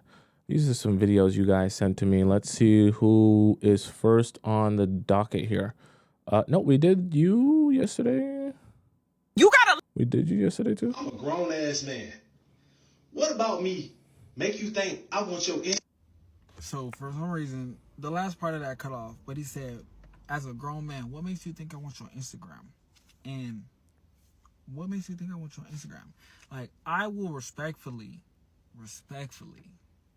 turn your Instagram down. So, you know what, baby? You are gorgeous. I was interested, but I'm gonna let you have that because clearly you're not. And that's fine. I don't have to be everybody's cup of tea, but as a grown man, I'm not taking your Instagram. I might get it later that night. I need direct contact. I'm taking your number. If I can't have your number, I don't want your Instagram. I don't. I'm sorry. Like, I know we live in a social media world, but I need that number, baby. Like, it's more satisfaction of getting a number. The Instagram is cool. But I need that number. I'm a grown ass man. What about me make you think I want your So this is something interesting that you can do. Because some men are like this, they'd rather have your number. I'm not saying that you should or shouldn't give a guy your number, but if he's going to get your number, just make him work for it, right? So if a guy asks you for your number, say, I don't know, I can't really be giving my number to strangers, right? And you can say it in a little bit of a playful way, right? A little bit of a flirtatious way, and then see how he responds to that. See how he takes that, right? See if he offers something else or see if he tries to convince you and sell you, okay? The trick here is, when you hear guys say, "Oh, I don't want to get a girl's Instagram. I'd rather just get her number. I don't like any funny business. I just like girls to be straight up." He actually doesn't. Okay? Don't let any of these videos fool you. He doesn't like girls to be so straight up that they just make it absolutely easy for him. So even when you do or are planning to give a guy your number, make him work for it. Make him sell you on the fact that, hey, if you want me to give you my number, tell me and show me how me giving you my number, like why should I do that? Why should I want to do that? How are you different? What are you going to show me that actually makes it worth me giving you my number, right? And the truth of the matter is that's actually what him and all the other guys want. They want you, they want to have to sell you. Okay? That's how they're actually going to feel attracted to you. If you make it easy for them, sure, they might take your number, but you want to know what they'll do after they take your number? They're like, cool, one of my other ones. Add her to the roster. Cool, she likes me. Don't have to think about anything. Don't have to worry about anything. She likes me. Pretty straightforward, pretty simple. So how do you stand out then? 3 signs you don't get no hoe. Number 1, you're boring. All you do is text what you doing all day. Bro, get some fucking personality. Go stupid. Go crazy. Grab her by the hair and knock her to the fucking ground. Take her to the zoo. Go in the cage and wrestle with the fucking animals. Show her that you would die for her. Disrespect her. They like that shit. Anything than being fucking lame. You never want to go nowhere. You never don't want to do shit. You have to make it interesting. You have to set yourself apart from everybody else. I promise you she ain't going nowhere. Women like fun. They like crazy. She gonna be like, this is the funnest dude I ever been with. Number 2, you ain't having no motion. You ain't getting no money. To get hoes, you have to have motion. I don't make the rules. The more you accept that truth, the better the women you gonna have. If you look at your roster and you ain't got nothing but 5s and 6s, you ain't got no motion. Get your money up, not your funny up. And number 3, you're a simp. You always crying about something. Women don't want to hear that shit. Leave that crying and female shit up to the women. You crying about her not texting you back right away or she taking too long. Dude, shut up. Just be cool. Act like you got some motion. At least act like you got other options. When a woman knows you ain't got no motion or you ain't got no other options, you giving her the leverage. You gonna scare her away. Don't. If you're struggling with confidence, go ahead and cop my new ebook, Unshakable. Who sent this to me? What the hell did I just watch? I'm dizzy right now. Oh, with all that damn spinning. What was this? Whatever, it's Friday. You guys trying to be funny. Sure. That was kind of presented at the guys, but sure. Okay. I guess, he would definitely be someone I would listen to try and get to understand how to get more O's. For sure. I listen to him. Yeah, for sure. Anyways, let's go on to the next one. Tell me that I'm doing too much, and I promise you, you will never see me doing anything again in your life. Tell me that I'm doing too much. I guarantee you, you don't have to worry about seeing shit again from me ever in your life. Tell me. His neck really strong. Every time he has a video that you guys send to me, his neck be moving. He got a strong neck, no diddy. All right, let's go on to the next one. The most important thing for you to do as a woman when a man decides to break up with you, let him leave. Let him go. Don't argue. Don't explain. Don't try to prove yourself. Oh, this is literally what we just talked about today. Don't try to fight for your love. That's all masculine energy. And if you truly are the divine feminine in the relationship, you have to fully surrender to the experience. That doesn't mean you walk away and pretend you're fine. You're allowed to express sadness. You're allowed to say, I don't really understand. You're allowed to say, this makes me really sad. But you need to let him go and you need to let him walk away. And this is why. First of all, men and women operate completely different. Women are more in their bodies. Men are more in their minds. He has a logical mind. He's come up to this logical solution of like, we can't be together. Okay, fine. You need to let the man fully process his decision and understand what that means. And if you're in his life, if you're explaining, if you're trying to prove, you're not giving him the space to sit with his decision and think about it. And this isn't manipulative, right? To do what he would rather do. I'm not talking about toxic, disempowered femininity. I'm talking about divine femininity. You are okay no matter what happens. If you let him go, it is not to mean you're not sad, but it's this deep trust and knowing in yourself that you know you will be okay. You are going to move on. You will be okay. Because if this man truly was meant to be in your life, he will either come back or he would stay. Period. There's no ifs, ands, or buts about that. Now, in the meantime, while you're healing your heart, when you're mending your heart and you're growing and evolving, you're working on reflecting and where can you set better boundaries in future relationships, in this relationship, because when he comes circling back, because they always do, you need to set those boundaries in place. And the boundaries, again, are not manipulative. It's not toxic. It's not cruel. It is boundaries so you feel more at peace in yourself, which means you are ascending, which means in order for him to be in your life, he must also ascend, which ultimately, if you both end up reconnected, it's forming a greater relationship than the one that you already had. We don't want to go. That's if he wants to ascend. Also recognize some men, they don't want to ascend. They just want to stay the same. Also recognize some men, they come back into your life just because they realize there ain't nothing out there for them. They can't get no other biddies. They can't get no girl as bad as you. So that's why they come back, not because they want to ascend, because they want to descend inside of you. That's why they want to come back anyways. Pretty men are for before you have bills. All right. So if you ain't got no bills and you still young, go for all the pretty boys you want. Just don't get pregnant. When them bills start coming in, you gotta change it up. You gotta change it up. When you marry an attractive man, you feel stupid afterwards. And let me tell you why. Because now you're in a relationship with a man that other people want. Wait, okay, what? Okay. And you're still competing for him. No matter if you got the ring or not. You still got to compete for him every day. Oh. Every day. You got to put up with whatever he do, whatever he say, because he cute. Sorry, the music in the background is going to kind of throw this off. No longer marrying an attractive man. Okay, Shira.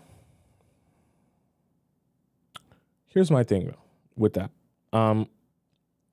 I get what she's trying to say in terms of attractive men have more options, I'm assuming.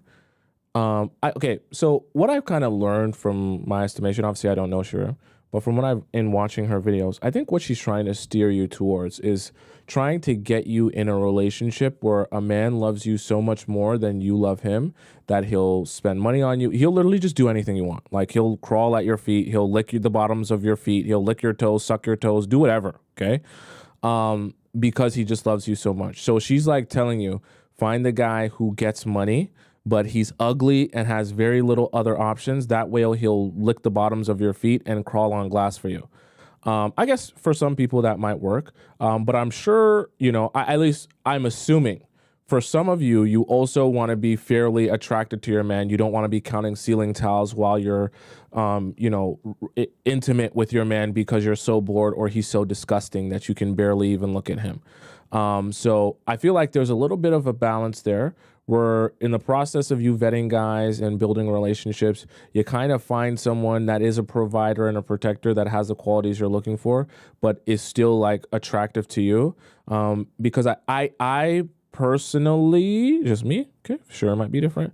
I don't believe in the idea where you have to sacrifice having a good relationship by getting a super ugly, disgusting man. Like, I just feel like that's a little bit extreme.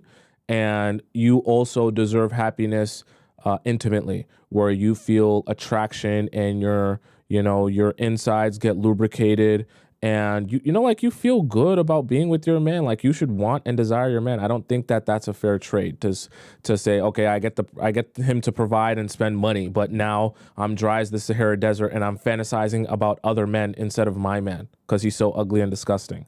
I just don't think that that's a life worth living. Whatever. I'm just a man. Who cares what I think? Do you date men? Why? And when you realize you don't have an answer to that question, but still want to pursue dating men, you should realize the correlation between nonchalance and toxicity. Let's get into it. If you date gay men, and yes, this includes closet queens, and unfortunately, ladies, many of your... If you women date gay men, gotta say more, and if you're still in denial, then you can listen in secret. Gay men who are the most chalant are indeed the most toxic. Meaning, gay men who are nonchalant are the least toxic. The more chalance he has, the more toxic. Frank Ocean, Billy Porter, Anderson Cooper, Andy Cohen, Tyler Perry. If you date straight men, the more chalant he is, the least toxic he is. The more nonchalant, the more toxic. Straight chalant, non-toxic. Straight nonchalant, toxic. We have a straight line. Jim Carrey, Leonardo DiCaprio, Jack Black, Brad Pitt, Terry Crews, Dave Chappelle, Will Smith, Dennis Rodman, LeBron, Tristan Thompson, Kevin Gates, Brent Faiyaz. Nonchalant straight man cannot be non-toxic. Gay chalant man cannot be non-toxic. This will save you years of stress and heartbreak. And this intersection right here, bisexual men. Understand that. Okay. Do you date men? Why? Someone said, what's his name? His name on TikTok is Babo Bars, Babo Bars. So you can go watch and study that video if that has some value to you. I guess he gives you a graph for the gay men if you wanted to understand them, and then he gave you a graph for the straight men. So he basically what he said is, if you're a woman and you obviously want to date straight men, go for the men who are the most chalant. Okay. Obviously, this is a clip, so he didn't really describe what chalant means, but I'm assuming what he means by chalant is guys that care, right? I'm assuming that's how he's trying to express that. The guys that care, the guys that'll go above and beyond, the guys that actually want to are putting their best foot forward without you having to beg for it, right? And show that they care. That, I'm assuming, is the type of chalant he's talking about. He just kind of described celebrities that none of us really know, and neither does he. So that's not really when he says, I just don't like when people do this. When people talk about whatever, I don't want to get on a rant. I just don't like when people talk about celebrities that they don't know. He said, oh, Leonardo DiCaprio, Tyler Perry, this, that. He doesn't know any of those people. So why would you mention those people as examples of whatever? Let's go on to the next one. It just made me mad. How important is texting in the early stages of dating? Welcome to the Daddy Academy. I'm going to break this down, every little nuance I could think of. The first case you might run into, a guy who right when you match with him, you're getting into that flow of texting basically every single day. And maybe a lot, okay? If you're texting a guy a lot and he's the one initiating all this conversation, right?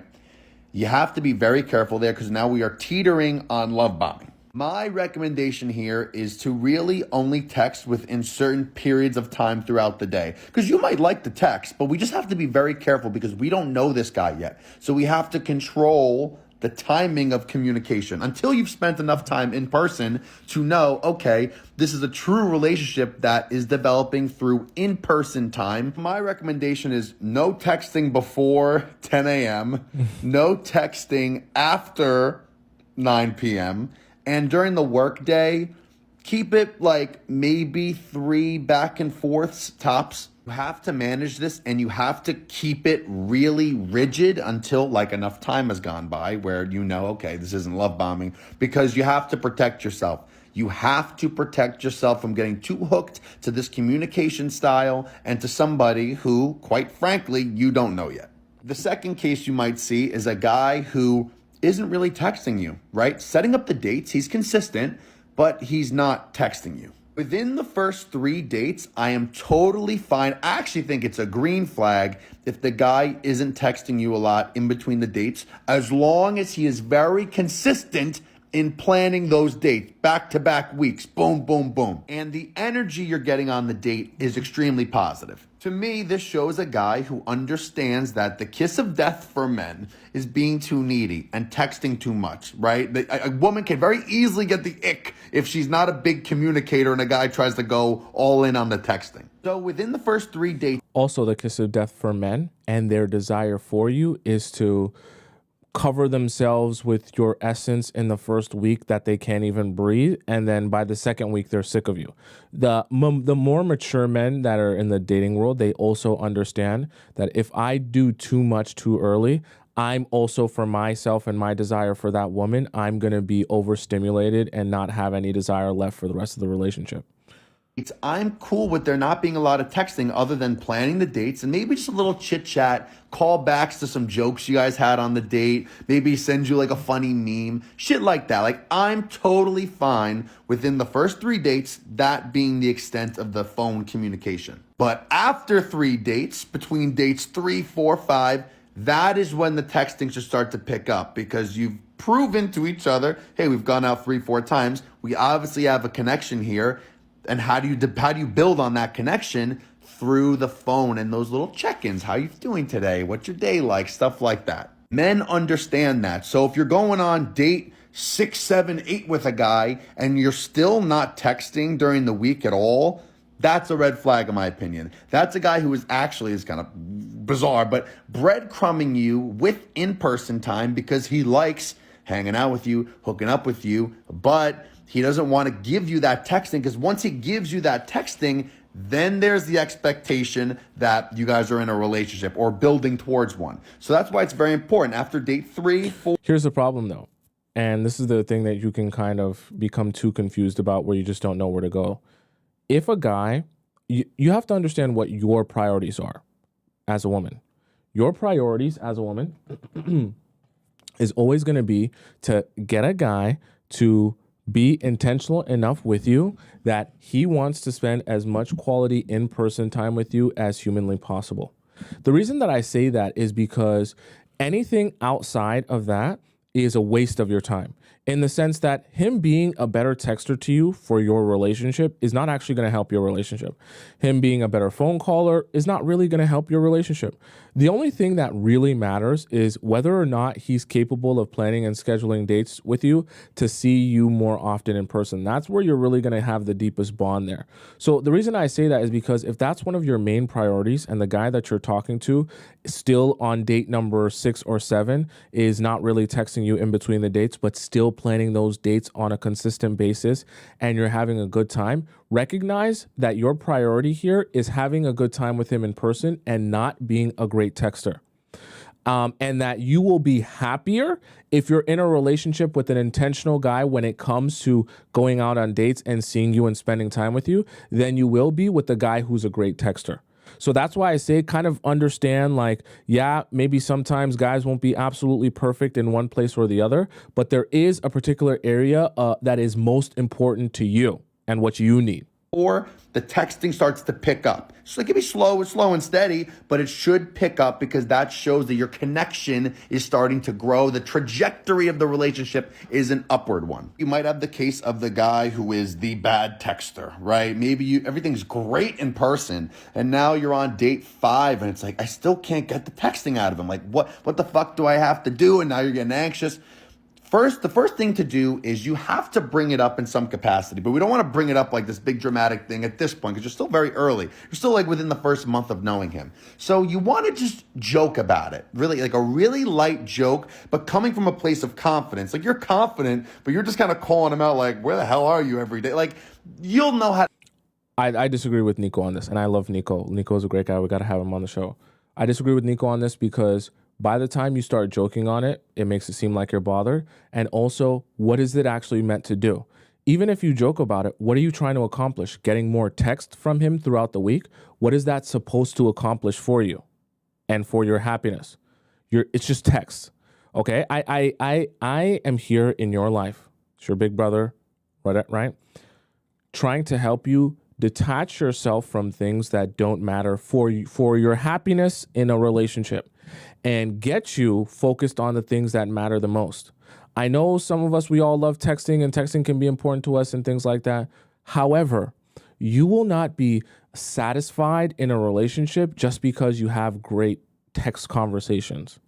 So I don't want that to be, such a big focus and priority for you that you start to get disgruntled with great guys or, with great connections because you don't have the text, part of the relationship going on.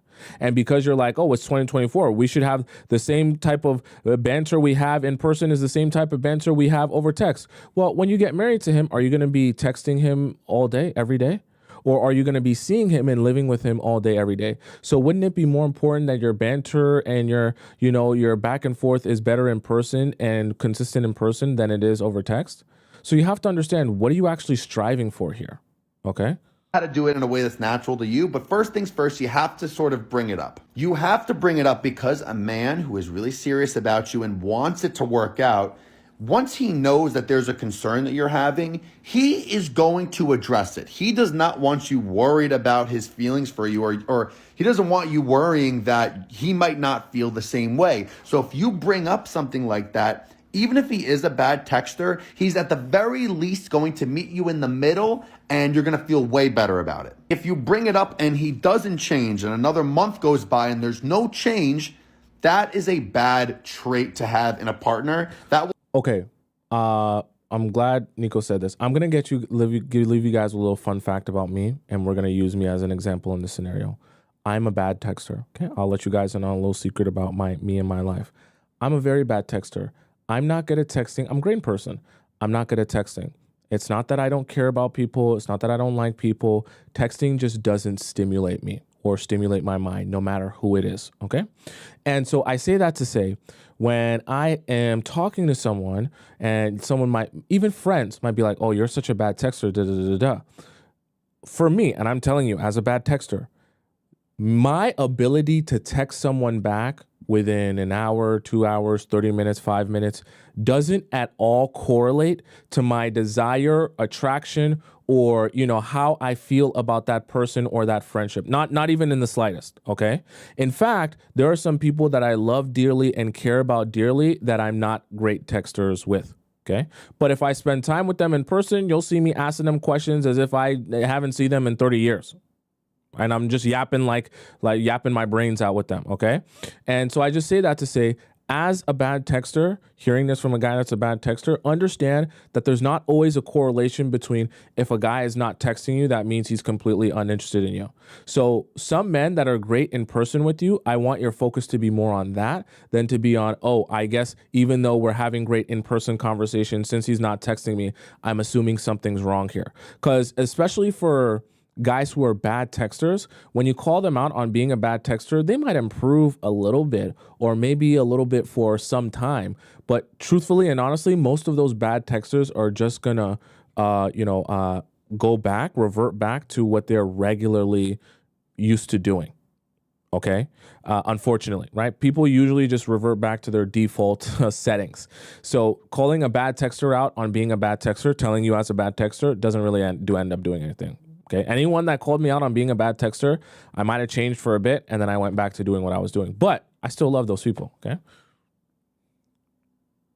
To the girl that said that when you're dating, you have to treat it like you have $10,000 to give away instead of looking for $10,000. You're a genius. Love you. You're amazing. Best advice I've ever heard.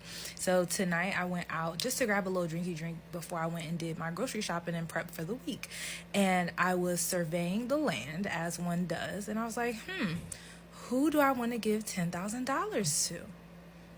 And it's something specific about that amount too, because as I was looking, the answer was nobody. Everybody there was like a Gen Z, and I like my men grown, right? But I was thinking and looking around, I was like, no, wouldn't give him $10,000. Wouldn't give him. I might give him like $5,000, but the full 10, no. Like, it's a game changer. So shout out to you, girl, because it really makes you think. Like, do I really want this? Do I really want to go through the process of either getting or receiving this person's attention?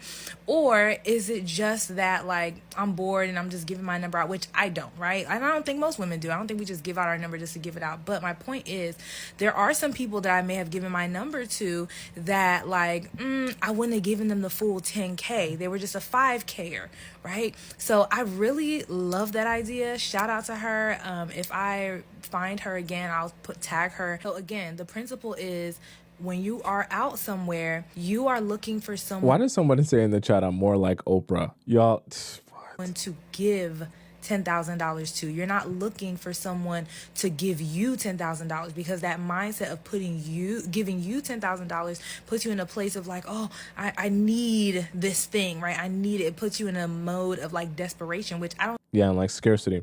So kind of the analogy, I wish we could show the analogy that she gave. So the analogy that she's trying to like stick into your brain as a concept to live with you everywhere you go is that you should be intentional about the guys that you even date.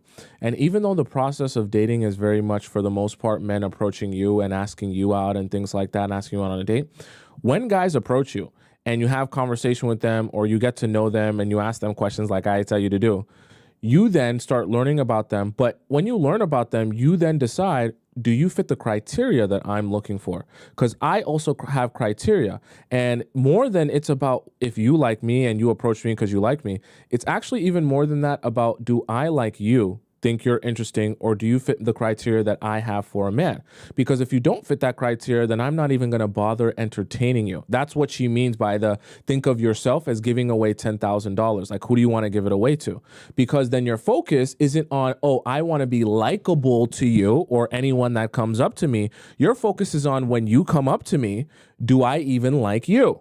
Do I like your qualities? Do I like your traits? Do I like the way you make me feel, the way you treat me? And when you're evaluating men that way, you end up choosing much better men, as opposed to living in a scarcity mindset, thinking that, oh my God, whichever man comes to me and shows me some attention, that will be the man that gets my best. I don't care if he's a garbage truck dumpster worker. I don't care if he's homeless. I don't care if he has not a dollar to his name. I want any man's attention. No, you can't be in a mindset like that. No, absolutely not. Okay? You are not a shelter for broke men to drop themselves off at and take a load off until they feel better about themselves emotionally. But when you're desperate for love, when you're needy and you just want to be around a man, you become a non-profit woman. You're doing charity for this broken man, putting him together, doing all this emotional labor, pouring yourself into this guy, and when he feels better about himself, he'll leave you and he'll go give what you put together. He'll go give the man that you created to another woman. So you either get to be in your goddess energy where you have standards and you require men to meet those standards, or you're not available for them, or you're a non-profit woman. You might as well be a doctor. You're performing surgery, you're putting these guys together so they can go live their best lives with someone else. You have to step out of that desperation poverty mindset where you think you have to prove yourself to a guy. You were born a queen. You were born with goddess energy. You don't need to prove anything to a man. He's supposed to prove himself to you. He's supposed to prove that he can protect, provide, and be a good man for you. You can bring children into the world. Are you kidding me? And you're out here auditioning and performing surgery for broken down men? You are not a shelter. You are not a nonprofit. You're a goddess. Act like it. You are not. Christian's awesome, man. I don't know how he yells for that long on videos. I don't be having it in me. Chad, am I too chill? I'm too nonchalant as a content creator. Maybe I should start yelling. That's crazy. He be on fire on these. No notes for Christian. All right, chat. Let's hop into our next segment of the day here. You guys should know where that comes from, what segment we're about to hop into. I want you guys to spam it up in the chat if you know what we're about to do right now. It's a very special time. It's an amazing time. It's a time where you're going to laugh and you're going to cry. Please don't look at your clock. Don't look at your watch. Don't look at your phone. Don't look nowhere else in your home. If you don't know the time, I'm going to tell you the time.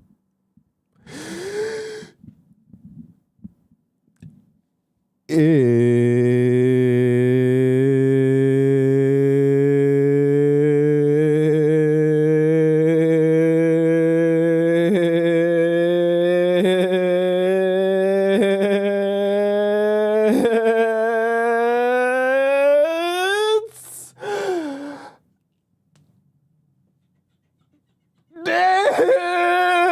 Discord time. I wish I had dreads. I could shake them. Okay, chat. All right. Let's hop into our Discord section here.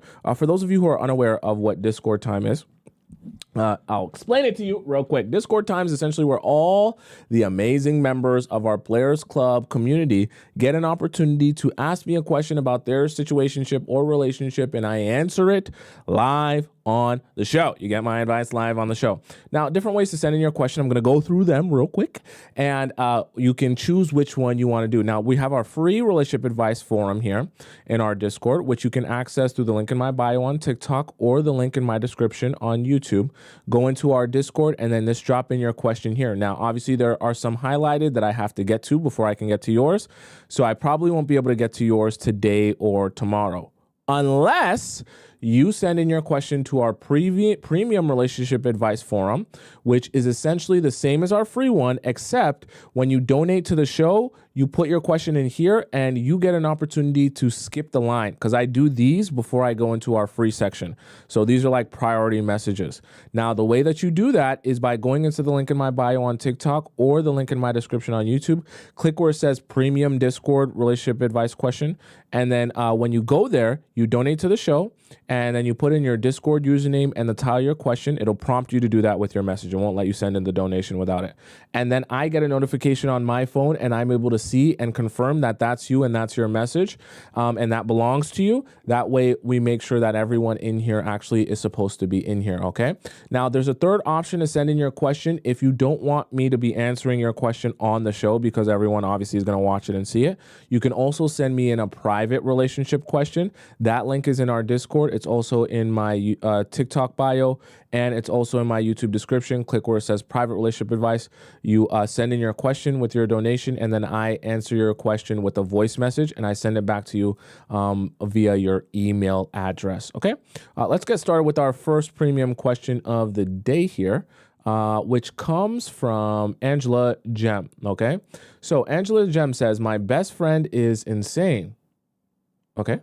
Hi, Tomisin. So my best friend of 9 to 10 years and I recently got into it. She describes herself as apolitical, and as the U.S. election was getting closer, it bothered me that she didn't care to go vote, given that she is a healthcare professional, a nurse. I explained to her over text how I feel that voting is important, and it's not about the president, but as a healthcare worker, she should practice what she preaches and practice empathy in every way that she can. Since there are a lot of healthcare initiatives that are on the ballot as well. As I was stating my explanation calmly through paragraphs via text, she responded, literally leave me alone. Okay, damn. Don't text me about this ish when I get off a shift and had a rough shift. I was very hurt by this message, as she was being very dismissive towards something I care about, and I'm only expressing to her how it makes me feel that she doesn't care to vote. I realized our text conversations was getting crazy, and I decided to call her to calm things down.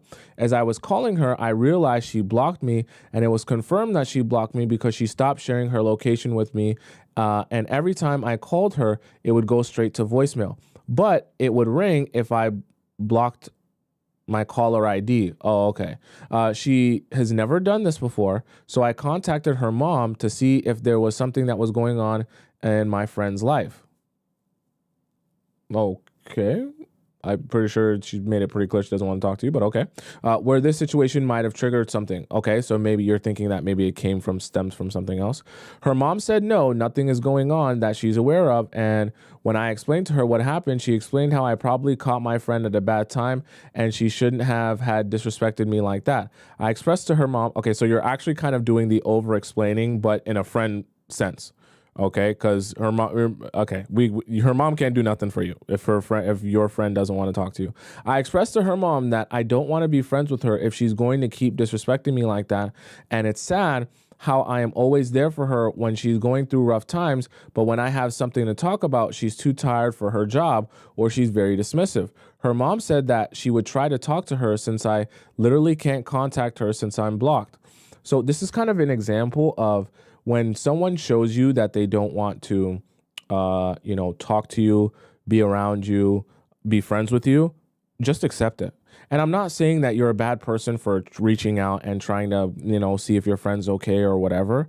I'm just saying at a certain point, you have to realize she blocked you because she wanted to block you, meaning that she didn't want to speak to you. So going out of your way to like try to force her to have a conversation with you is like pointless. At a certain point, understand what I'm saying?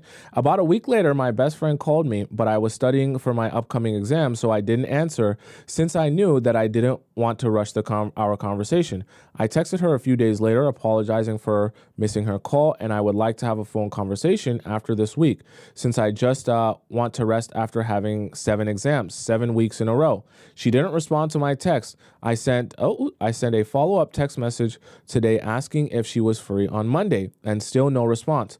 Tomisin, I'm confused as to why she called me if she wasn't ready to talk. Also, I don't like how she stonewalls me every time she's upset with me, turning off her location and ignoring me for 1+ week. Sounds like a relationship. Instead of communicating with me and communicating that she wants space. Also, all of our friends and even her mom says she has a problem of being dismissive and not taking full accountability of her own actions and just being in her own world. What should I do?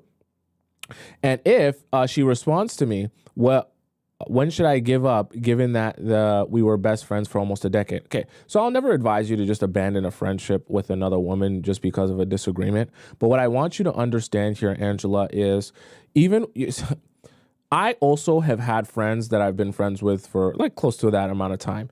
My closest guy friends, I have come to the realization that our friendship is going to be best when instead of trying to make them more like what I think they should be like or what I want them to be, when I understand who my friends really are and just accept them for that, that is when all of my friendships, even with guys, have flourished the most.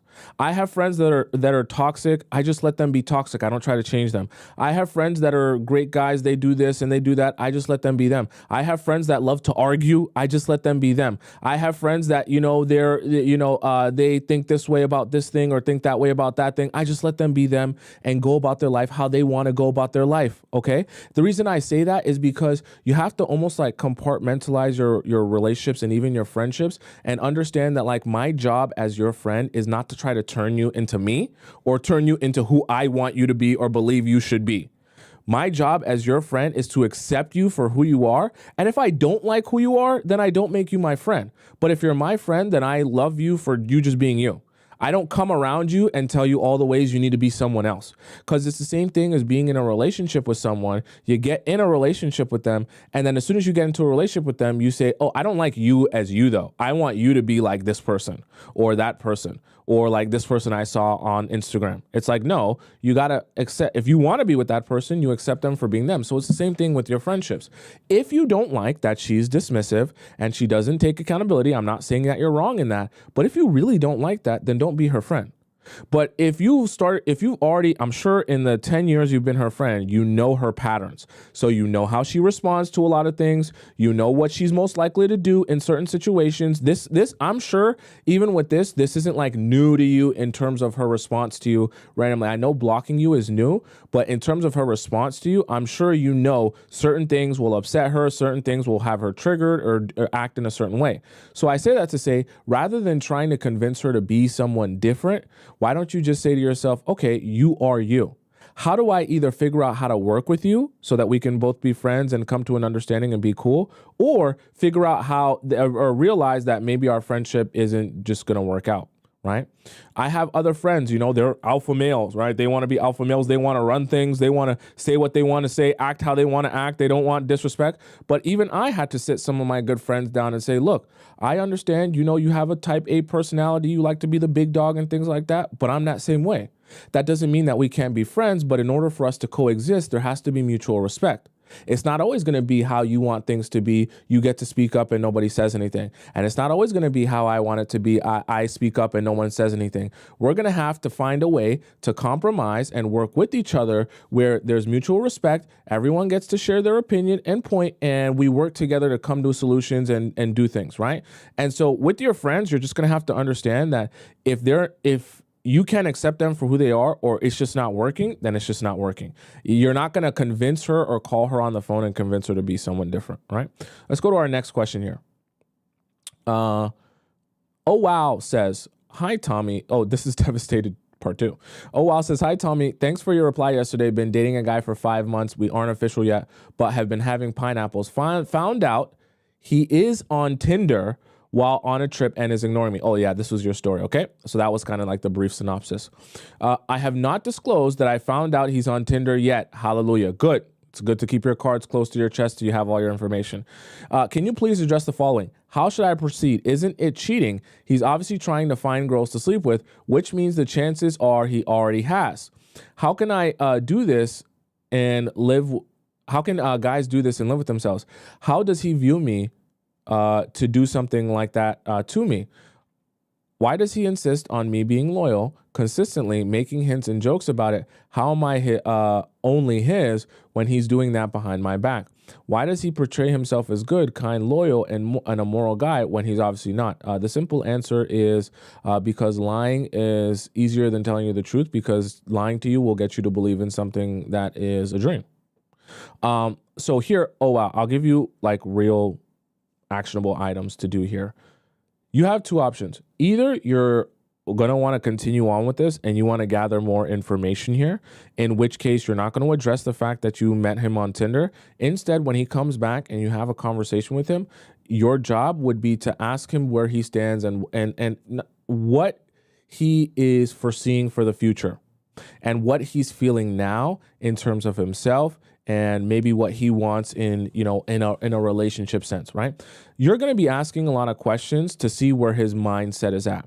If he starts telling you stories about I want you this and I want to be that and this and that and da, then you know he's just trying to sell you dreams, because you obviously know what he's really doing in his spare time. And if he tries to overdo the, oh, I want you so badly, I want us to be together, then you know you're just dealing with a deceptive man. That's fine, but then don't waste your time. Which is honestly my second piece of advice to you. And the second scenario in which I just think you should do is don't waste your time anymore. Because once you gather the information that is damning to your ability to be in a relationship with him from now on, what's the point? Because you gather the information, yes, but like, what's the point of even bringing it up that you found this information out? Because all he's going to do is defend himself, right? So even when you tell him you caught him on Tinder, even if you do it in a really sneaky, cool, awesome way, and you catch him in the act, what is he going to do? Defend himself? Say it's not what you thought it was? Tell you how, he was only on Tinder to get you a surprise gift, to ask a girl what he should get you for your birthday? So what's the point? If you know that him being on Tinder after telling you all this other BS is basically such a slap in the face and such a lie to you that you can't even understand why he would do that, then you end the relationship. Okay? Right? Someone said that, it's all assumptions. In this case, it's not an assumption because she saw that he was on Tinder. And sorry, I should preface this for you guys. Oh Wow saw that the guy she's been talking to for 5 months is on Tinder, and he updated his location to where he is, now for his work trip. Okay. On his trip. So the only way that your location would update on Tinder is if you purposely updated it. It's not just going to magically update, right? So unless he's active on Tinder, that's the only way he was going to be able to update his location. So that's why she's saying that this doesn't make sense if he has been saying he wants to be with her, okay? Right? So obviously, if he's doing that, then that means he has different intentions from what he's communicating to you. At which point, what's the point of even addressing this? You're going to address this and he's going to give excuses. So what then? When he tells you that being on Tinder was just to meet new friends in that area, what are you going to do with that information? Are you going to stay? If you're going to stay, then just stay. Don't even bother bringing it up. I really mean that. But if you know that this is damning information and you actually think that this is really bad and you need to bring this up, or it's worth you leaving, then just leave. Because in a situation like this, when you present it to him, he's just going to lie. Or he's just going to give excuses.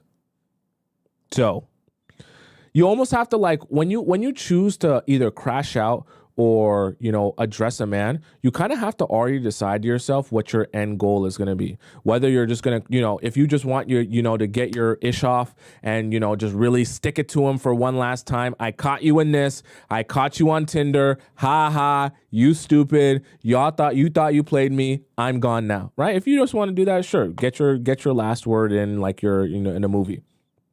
But make the decision before you talk to him. Don't say to yourself, oh, I'm caught you on Tinder, updating your location, and then when I talk to you and you give me excuses and a nice little sob story, I'll just be like, oh, I don't like it, but I'll still be with you, because then it's a waste of your time, okay? Right? You got to do one or the other. Let's go to our next question here. Next question comes from Sis, okay? I'm sure you guys love hearing from Sis. Following plus more. Hey, Tomisin, I know you said I shouldn't check his following, but I can't help it. You're an addict, okay? She's talking about his following list on Instagram, okay? So she checks her boyfriend's following list on Instagram basically every day. Okay, let's go on. There are 2 new guys and 1 new girl this month. Okay, and they follow him back. Should I straight up tell him to stop following any girls? Or should I be nicer to dudes that are into me and actually accept conversation with them? That would make me feel like we are even and would make me stop caring as much. So entertaining other guys would make you feel better about him following other people. Okay. I'd cut it off if they flirt, but I feel like the reason I care so much is because I'm being too loyal to him. You think you're being too loyal to your boyfriend? Okay. And if I chill a bit, I wouldn't care to check. So why don't we, instead of checking all the time, why don't we do other things with your time that isn't just sitting on the computer? You, Sis, okay, for those of you who don't know, Sis has downloaded a Google Chrome extension that allows her to get some sort of minute by minute update on who he's following. I don't even know where you would get that or how you would find that. You should be studying how to be in the FBI. That's what you should be doing with your amazing talents, okay? Someone said I need that extension. Even if I get that extension, I will make sure I never share it with any of you. Because if any of you are that down bad that you think you need to download an extension to watch someone's following list, you need to get hobbies. I will never allow any of you to have an extension or make it easy for you to access that extension to watch another man's following list. Are you insane? I will never allow you to do that. I also feel like if I went out and posted pictures more often, I'd care less as well. So why don't you just go out then and do that and care about yourself instead of caring about who he's following? By the way, who he's following, in all of the people that he's following, girls or guys, you've never once caught him messaging them or doing anything weird or sneaky with them. So at a certain point, it's like, okay, I get it. Him following girls will make you uncomfortable. But like, what are you supposed to do? If it's that big of a deal, then you break up with him. But if nothing is coming of him following these girls and all you have is, the fact that he's following the girls and stuff, and you've already had the conversation with him, what are you supposed to do at that point? Like, what are you supposed to do? It's either you break up or you just say, forget it. Like, I have a lot of other good things in the relationship and it's not that big of a deal. You can't keep in this scenario, like once you're in a place where you're saying, I feel like entertaining other guys because he's following girls, you're just going tit for tat. So what's the point? Just break up then. I feel like the reason I even care this much is because I don't go out a lot. So that's a you problem. That's not a him problem. That's a you problem. I don't go out a lot and never post. Once again, that's a you problem. Okay? And give every other man the cold shoulder. I would never advise you to be entertaining men, but going out and posting and enjoying your life, that's a you problem. You chose not to do that. Okay? So maybe you might have to spend less time with your boyfriend and spend more time with your girlfriends or going out and doing things that you enjoy. So if he's slightly nice to a female, I feel like my loyalty is unreciprocated. He's told me he's never cheated before, but he recently admitted that when he gave me the protein shake 3 years ago, that he was still in a relationship, but thinking about how to pull me. Okay, that's not good, but let's go on. I think he got confused though, because he told me at the time that they had broken up, I met his Plus, I met his ex back then, and she also told me that. Also, when we were still together, his ex would flirt with his friends in front of him, and she also cheated on him. Okay. He was completely loyal to the next girl he was with, in a talking stage with, too, so I don't know. He is a chaser and loves challenges and goes after what he wants. So when he follows girls back, It makes me feel like he's pursuing them the way he pursued me. Could be possible, but do you have any evidence of that so far? I haven't heard any aside from him following girls. So what can you do with this information? Nothing really. Also, I don't know if this is wrong, but ever since he's seen my But ever since he's seen my boyfriend, he's sorry, I'm losing my mind. Ever since he's been my boyfriend, I've been having pineapples with him a lot. Even in the car, we do stuff. Okay, you're horned up. Okay. He always initiates, but I don't know if I'm doing too much. It's your boyfriend. You're horned up. It's not a crime. Okay. Unless you're religious, it's not a crime. Also audio records on his car automatically. It starts, but I think I can trust him. It's not something he can control. Are you saying that like there's always ongoing audio recording in the car whenever you guys are even sleeping together or doing some stuff together? Okay. This weekend, he booked a hotel and took me out to a nice dinner, and I slept over, then went to the gym and breakfast the next day. He posted me on Snap that day, but he didn't at me or show my face because he's protective. Okay, that's not a bad thing. I don't think that that's weird in our 2024 society, especially with how weird guys are. Some guys will see your girl being posted and they'll think about how they can hit up your girl. It's very weird out here. No girls replied to his story except one inviting him to a bar. And it was a girl with a boyfriend that has flirted with him before. And he responded to her, "No, my girl is tired right now, so we are going to relax." Okay, so he respected your relationship. I recognized that she was the girl that had flirted with him years ago and found this out through many questions on dates. And I confronted him, but he denied and said it was another girl. And I said, I remember her name. So he admitted and said he didn't want to upset me. I got upset, but he apologized and was being sweet, saying he cares about my feelings and doesn't want me to feel sad on our trip, is why he said it wasn't her. He also left her on open and only replied to her boyfriend who texted him, etc. So he knows her and her boyfriend. Okay. He only posted me on Snapchat because Instagram is full of his strict Muslim family members. So there's actually a very reasonable reason why he doesn't post you on his Instagram. I haven't posted him yet. Okay. I just don't understand how he was able to follow a girl back because anytime I'm even nice to a guy that approaches, I remember his cute face, and how much he's done for me, and I feel so bad and cut it off immediately. I tried following guys I know with mutuals, but you went out of your way to follow guys that you know to get back at him? You're in a bad place here. But I felt like I was cheating and quickly unadded them. Maybe I'm too low because I'm a Taurus. This has nothing to do with your star sign, okay? You're going to get me upset. I don't know, Tomisin. You are the only guy I trust completely because you are always honest and right about everything. Okay, I'm not right about everything. Chat, I'm a human being, so I make mistakes too. All right, let's keep that straight.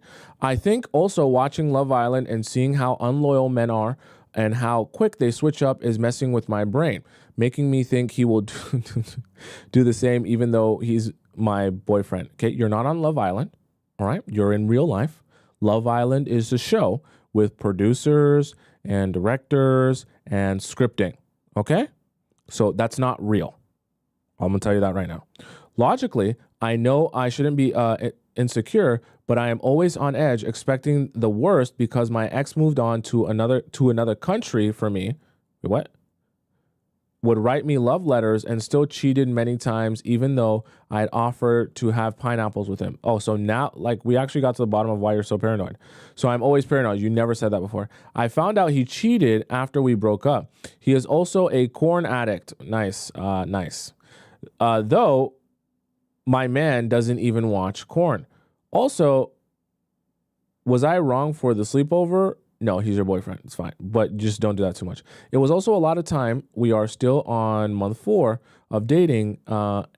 and month 1 of boyfriend and girlfriend? Or did you say we're allowed to sleep over? You're allowed to sleep. If it's your boyfriend, you can sleep over, of course. Also, but just don't do too much. Also, is it okay to end the date in 1.5 hours from time to time and I make him want me more, or should I not worry about this at this stage? Because I feel like when I tell him I'm busy, he's more accepting nowadays and just plans for another date instead of doing whatever he can to see me both days. I think at this point, when he's your boyfriend, you like the 2-hour dates are fine. I think the only time you go 1.5 is if you actually don't have that much time.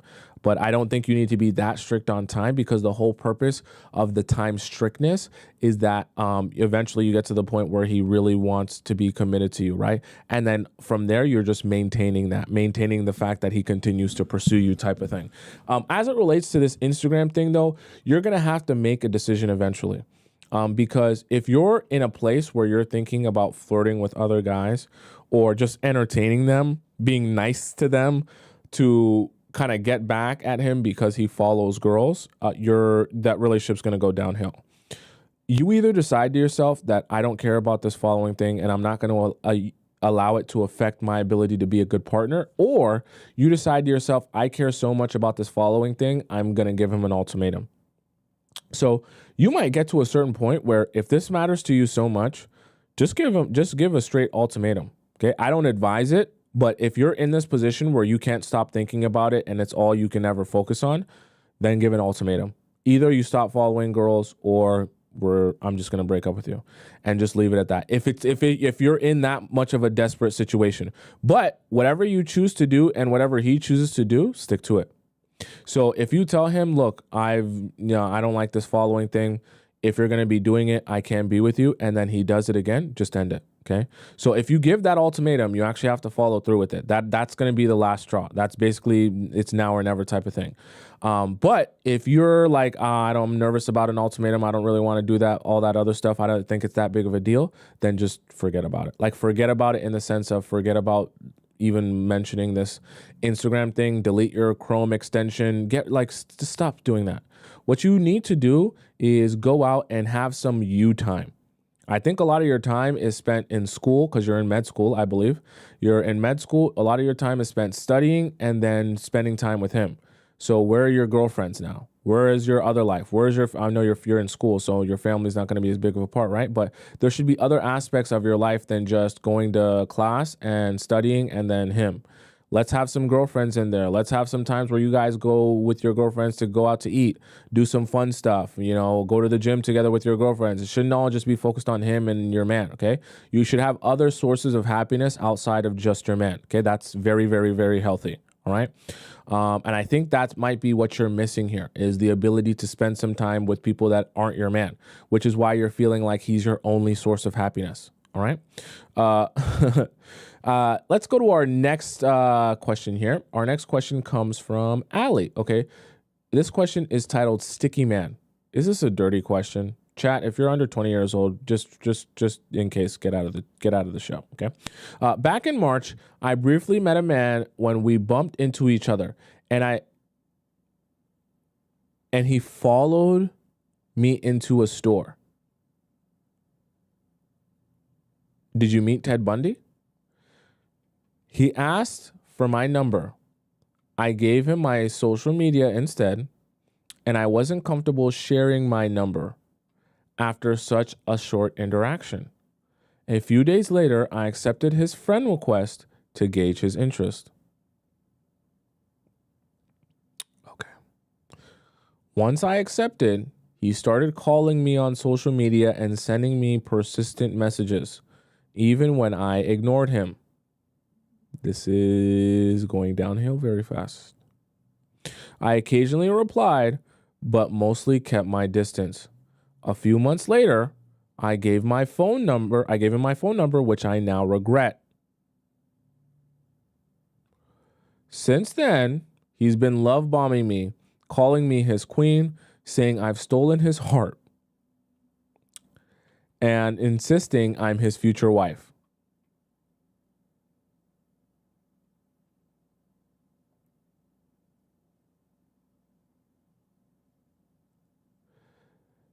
He also brought up intimacy early, which felt inappropriate since we're both Muslims. He planned 2 dates, but I canceled both. Later, he kept asking to meet for a few minutes. What do you mean for a few minutes? Which would mean revealing where I live. As a single mom, I'm cautious about my kids' safety, so I refused.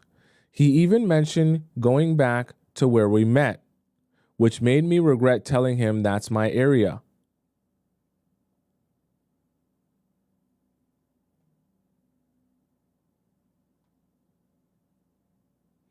During a call, he said he'd be fine just being friends. I told him I wasn't interested in anything beyond friendship. He said I should have told him that sooner, but I've never encouraged him. Despite this, he keeps insisting he's in love with me. Recently, he messaged me at 3 a.m. begging me to open my heart to him.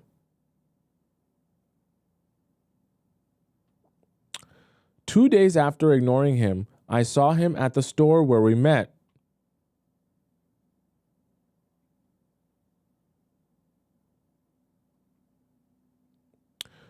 I was with my kids, and I'm almost certain this wasn't a coincidence, which freaked me out.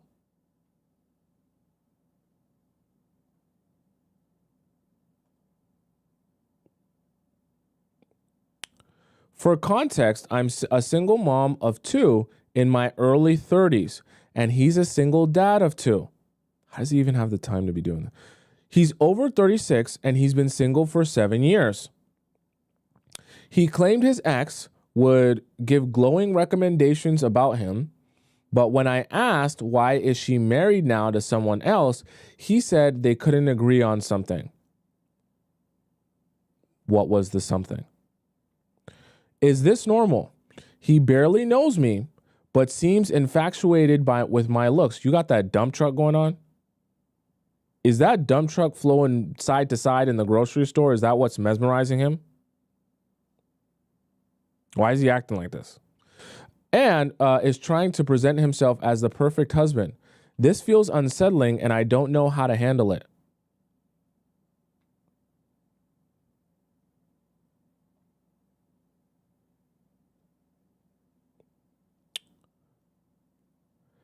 This man doesn't know much about me, but he's obsessed with me and in love with me.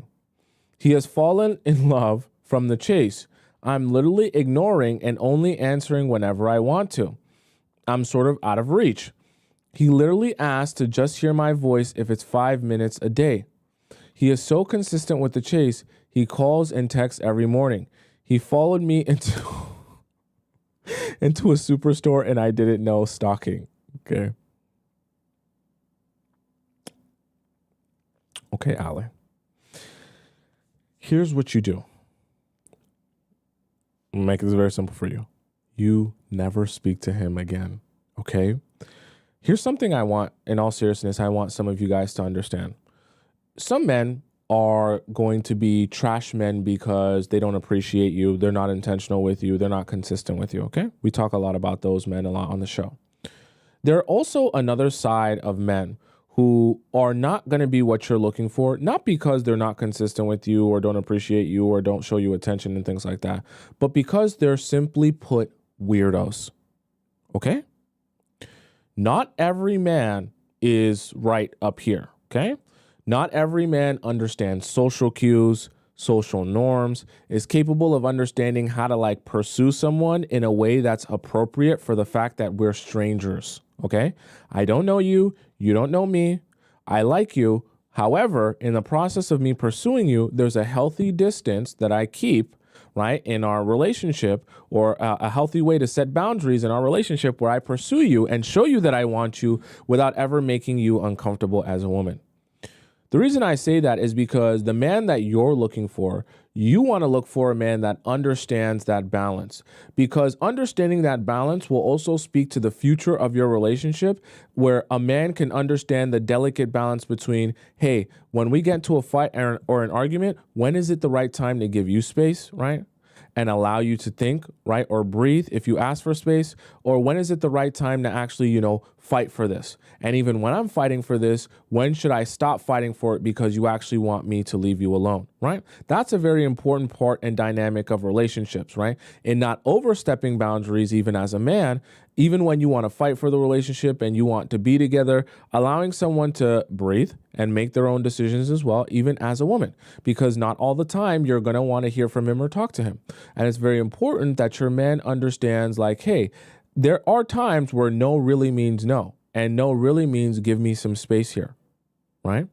And if you start to feel suffocated in your relationship with your man and he doesn't understand those cues on when, hey, I actually need some emotional or physical space here, that's going to be a very bad situation for you. Okay? I'll just put that lightly.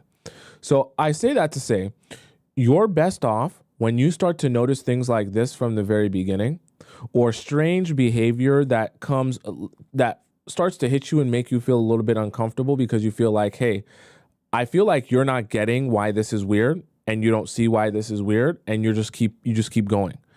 Whenever you start talking to a guy where you start to feel like that around him, just leave that guy alone. Whenever you get those weird, uncomfortable vibes around a guy because you're like, I feel like you don't get the social cue here, leave those guys alone.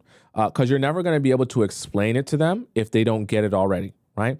And it only gets weirder as time goes on. Okay? There's a difference between pursuing someone and being a weirdo. Okay? There are some actions that will cross you over into weirdo territory, and you're a woman. Okay? So life ain't sweet out here.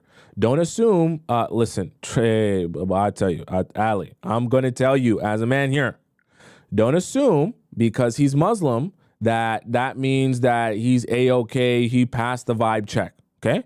And that's not an attack on Muslim. That's Muslim, Christian, any religion, even if they're atheists.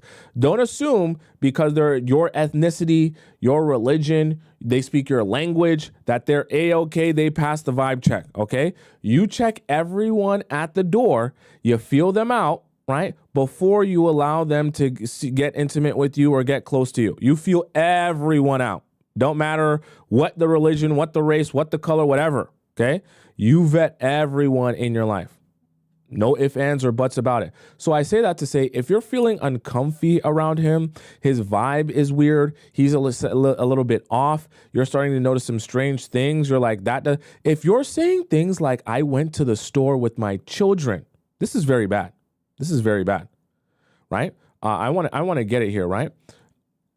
You said, I went to the store with my children, right? Oh my gosh, I want to find this because I didn't like when you said this. Been single for years. He claimed his sex. I can't find it here, but oh yeah, here it is. I was with my kids and I'm almost certain that wasn't a coincidence, which reached me out. So when you went to the store for the second time, you thought that you seeing him again at the store again was not just an accident, that he may or may not have followed you or figured out a way to locate you at that store and find you there. That is very, very scary. The fact that your intuition is even making you feel like that is very scary. So we're starting off on a very, very bad foot, and he doesn't even know you yet, and he doesn't even you haven't been in a room alone with him. So I'm just saying that to say this is not no type of man that you even want to be continuing to contact. My advice to you is to block him on everything before he can do some weird stuff and triangulate your location. Block him everywhere, okay? Block him on social media as well. And if you see him in the store again, truthfully and honestly, I would advise you to go to a different store for a little bit, for a couple of months. So if you go to your favorite Costco in that area, go to the Costco in the different neighborhood, okay? Or start going to Publix or something, okay? Go somewhere else. And I really mean that because you kind of have to realize that when you're in a situation like that, things can get real spooky real fast. And I really mean that. Safety is part of the things that we talk about on the show. We even talked about it yesterday. You kind of got to be looking out for yourself and realize even the men that you date that seem cool and nice and awesome, some of them aren't so cool and nice and awesome. So you got to be on the lookout for that as well. Okay. You got to vet everyone. There's no one that's free from, analyzation. I guess we could say it like that. All right, chat. That's the show for today. For those of you who have questions for me, feel free to ask them in our private or our premium relationship advice section or our free one, and I will get to your question as soon as I can. And for those of you who want to send me in a free question, you can do that and send it to me there, and I'll answer it for you over the weekend. Link in my bio on TikTok for the premium Discord questions or the private questions, and the link in my description on YouTube as well. Let me answer these two donations on YouTube. Thank you for you most generous. Oh, also thank you for you, Rosemary and Shella, who donated some coins on TikTok as well. Thank you so much to both of you. And thank you, Miss. Miss donates $2. She said, we need a show on coming back from an angry text. Okay, I'll put that on my docket there. Okay, Suzuki Snow donates $6 in the YouTube chat. She says, love this channel. Thank you so much, Suzuki Snow. I really do appreciate you. And thank you, Selena, for your coin donation in the TikTok chat as well. All right, chat. Thank you so much for your time. I love spending this time with you. If my Instagram is above my head on the top left corner of the screen, if you're on TikTok watching me live there, it's also the link in my description for those of you on YouTube watching me live. You guys can follow me there if you want. My YouTube channel is just above my head on the top right corner of the screen for those of you on TikTok that want to rewatch the show because you came late or you missed some of the points. Go on my YouTube channel, Tomisin Atobatele, type it in, go to the live section of my YouTube page, and then you can watch this live show and all the other live shows I've done since the beginning of time, okay? You'll have the YouTube and the TikTok live chat embedded in the video, so it'll be a great watch on your TV. Do any of you watch the show on your TV? I wonder. Okay. Anyways, I'm here every weekday, Monday to Friday at 4 p.m. Eastern Standard Time. So if you want to catch me on live again, it's going to be Monday at 4 p.m. EST. And that's when we will join each other again for a lot of love laughs, and relationship talk. All right. In the meantime, I am going to be posting on YouTube. Lots. Okay. I'll be posting on YouTube this weekend. So you're going to catch some content from me on there as well. All right. I'll see you guys later. Have a great weekend. Goodbye. Hasta la vista, adios, sayonara, ciao, salam, arrivederci, bon voyage. Have a great weekend. I love you so much. Have a safe weekend. Don't sleep with men that you don't know. Don't be in any strange places. Have fun, but not too much fun. And I'll see you again on Monday at 4 p.m. Eastern Standard Time. Okay? Have a great weekend. Love you.